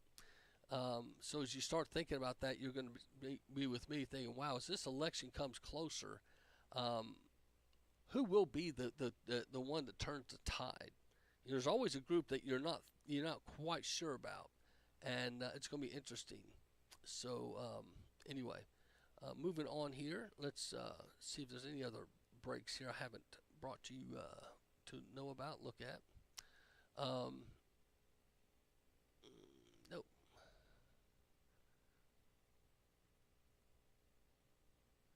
I've already talked to you about the federal rule, the federal rule change, and that's sad. That is very sad.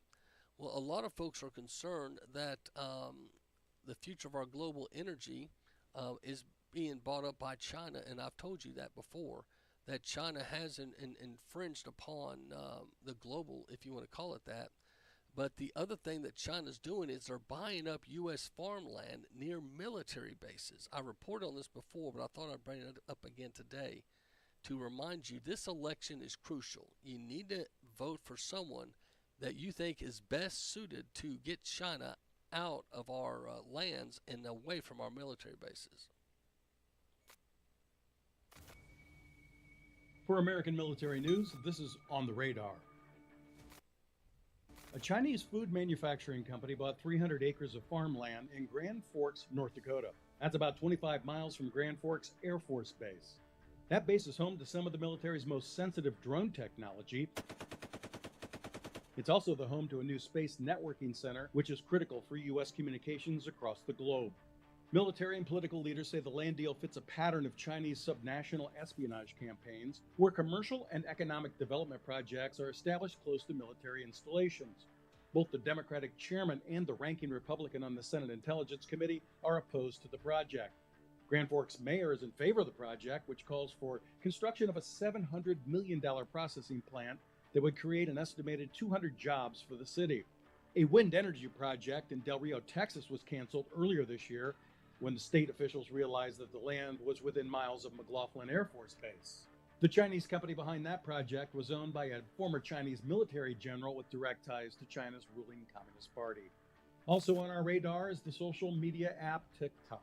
A growing number of lawmakers are calling for the Biden administration to take action against ByteDance, and that's the Chinese parent company of TikTok. National security and data privacy concerns are the reason. In June, BuzzFeed News reported that some U.S. user data had been repeatedly accessed from China.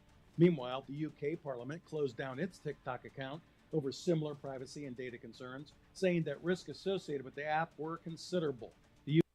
Now, it's hard to take anything from China as super reliable because I think they twist their news big time. But you guys do know back in the COVID, when folks protested at first, there was a handful of Christians and they froze their banking accounts and took their funds, fined them, and did all kind of things.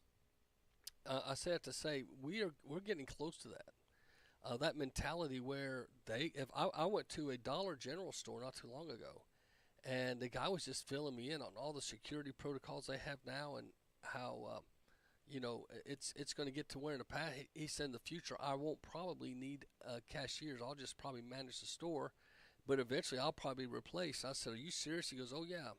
They're going to go not just a kiosk. They'll have like a Alexa type device where you ask questions. Can you imagine going to your favorite store and just talking to it and you getting answers? Can you tell me where the toilet paper is? And the Alexa says, aisle 5, 3 shelves back. I mean, that's the kind of stuff he said's coming. And so it's going to be interesting. I think we're all interested in our future, and we'd like to know, hey, is it going to be something good or bad? But God can't promise that we won't have issues or have tough times. That's just not realistic. So anyway, I thought I'd play this. This is the left getting so upset about Donald Trump questioning Kamala Harris's race identity. This was just the other day when he was at the Black media event. And with a panel of so-called journalists at a conference for black journalists, and it didn't take long for the leftist activists on the panel to start losing it. Here is the ABC's Rachel Scott. This is how she started. I want to start by addressing the elephant in the room, sir. A lot of people did not think it was appropriate for you to be here today. Yes, she started badly and it only got worse. This is unbelievable, and just wait for Trump's response. You have told 4 congresswomen of color who were American citizens to go back to where they came from. You have used words like animal and rabbit to describe black district attorneys. You've attacked black journalists, calling them a loser, saying the questions that they ask are, quote, stupid and racist. You've had dinner with a white supremacist at your Mar-a-Lago resort. So my question, sir, now that you are asking black supporters to vote for you, why should black voters trust you after you have used language like that? Well, first of all, I don't think I've ever been asked a question in such a horrible manner. First question. You don't even say, hello, how are you? Are you with ABC? Because I think they're a fake news network, a terrible network. And I think it's disgraceful that I came here in good spirit. I think it's a very rude introduction. I don't know exactly why you would do something like that. And let me go a step further. I was invited here, and I was told my opponent, whether it was Biden or Kamala, I was told my opponent was going to be here. It turned out my opponent isn't here. So he kind of ratted him out. You brought me under false pretense, saying that Kamala would be here. She's not. We're 45 minutes late. And he also found out, by the way, you're letting Kamala come in through via satellite, and you told me that was not acceptable. I had to be in the flesh. So once again, Donald Trump exposing the media, and they got all mad because he told the stories, he told the truth, and that's just where some people are. They can't handle the truth. It kind of reminds you of that old movie, does it not? So anyway, we'll see what happens. The Lord's good. Here, I found the story. This is the kids that that had a little surprise. They drove a solar vehicle from New York to L.A. Traveling across the U.S. with the power of the sun. A group of college students not only made it possible, but set a record in the process. So what goes into accomplishing the fastest solar cross-country trip ever? And why even do it? I think already it's definitely raised sort of good awareness for the capabilities of solar technology, like showcasing just how accessible it is. You know, if 5 folks from Okemos, Michigan can design and build a solar car and drive it across the country. The 3,000-mile journey from New York to LA is known as the Cannonball Run. This cross-country trek has made motorists into legends for decades, breaking different records over the years. Now, this is interesting. It didn't carry any passengers. They were in a vehicle behind it, but it did have 4 wheels, had solar panel, and they took what they call the Cannonball Run from New York to L.A., and the old record was like a month and a half. They did it in 12 days. Interesting. We'll see how this all pans out at the end. This is Macil Duncan. You've been listening to the Macil Duncan Radio Show. Don't forget about my book, Move Your Mountains, Learn the Journey of Faith. God bless, Godspeed.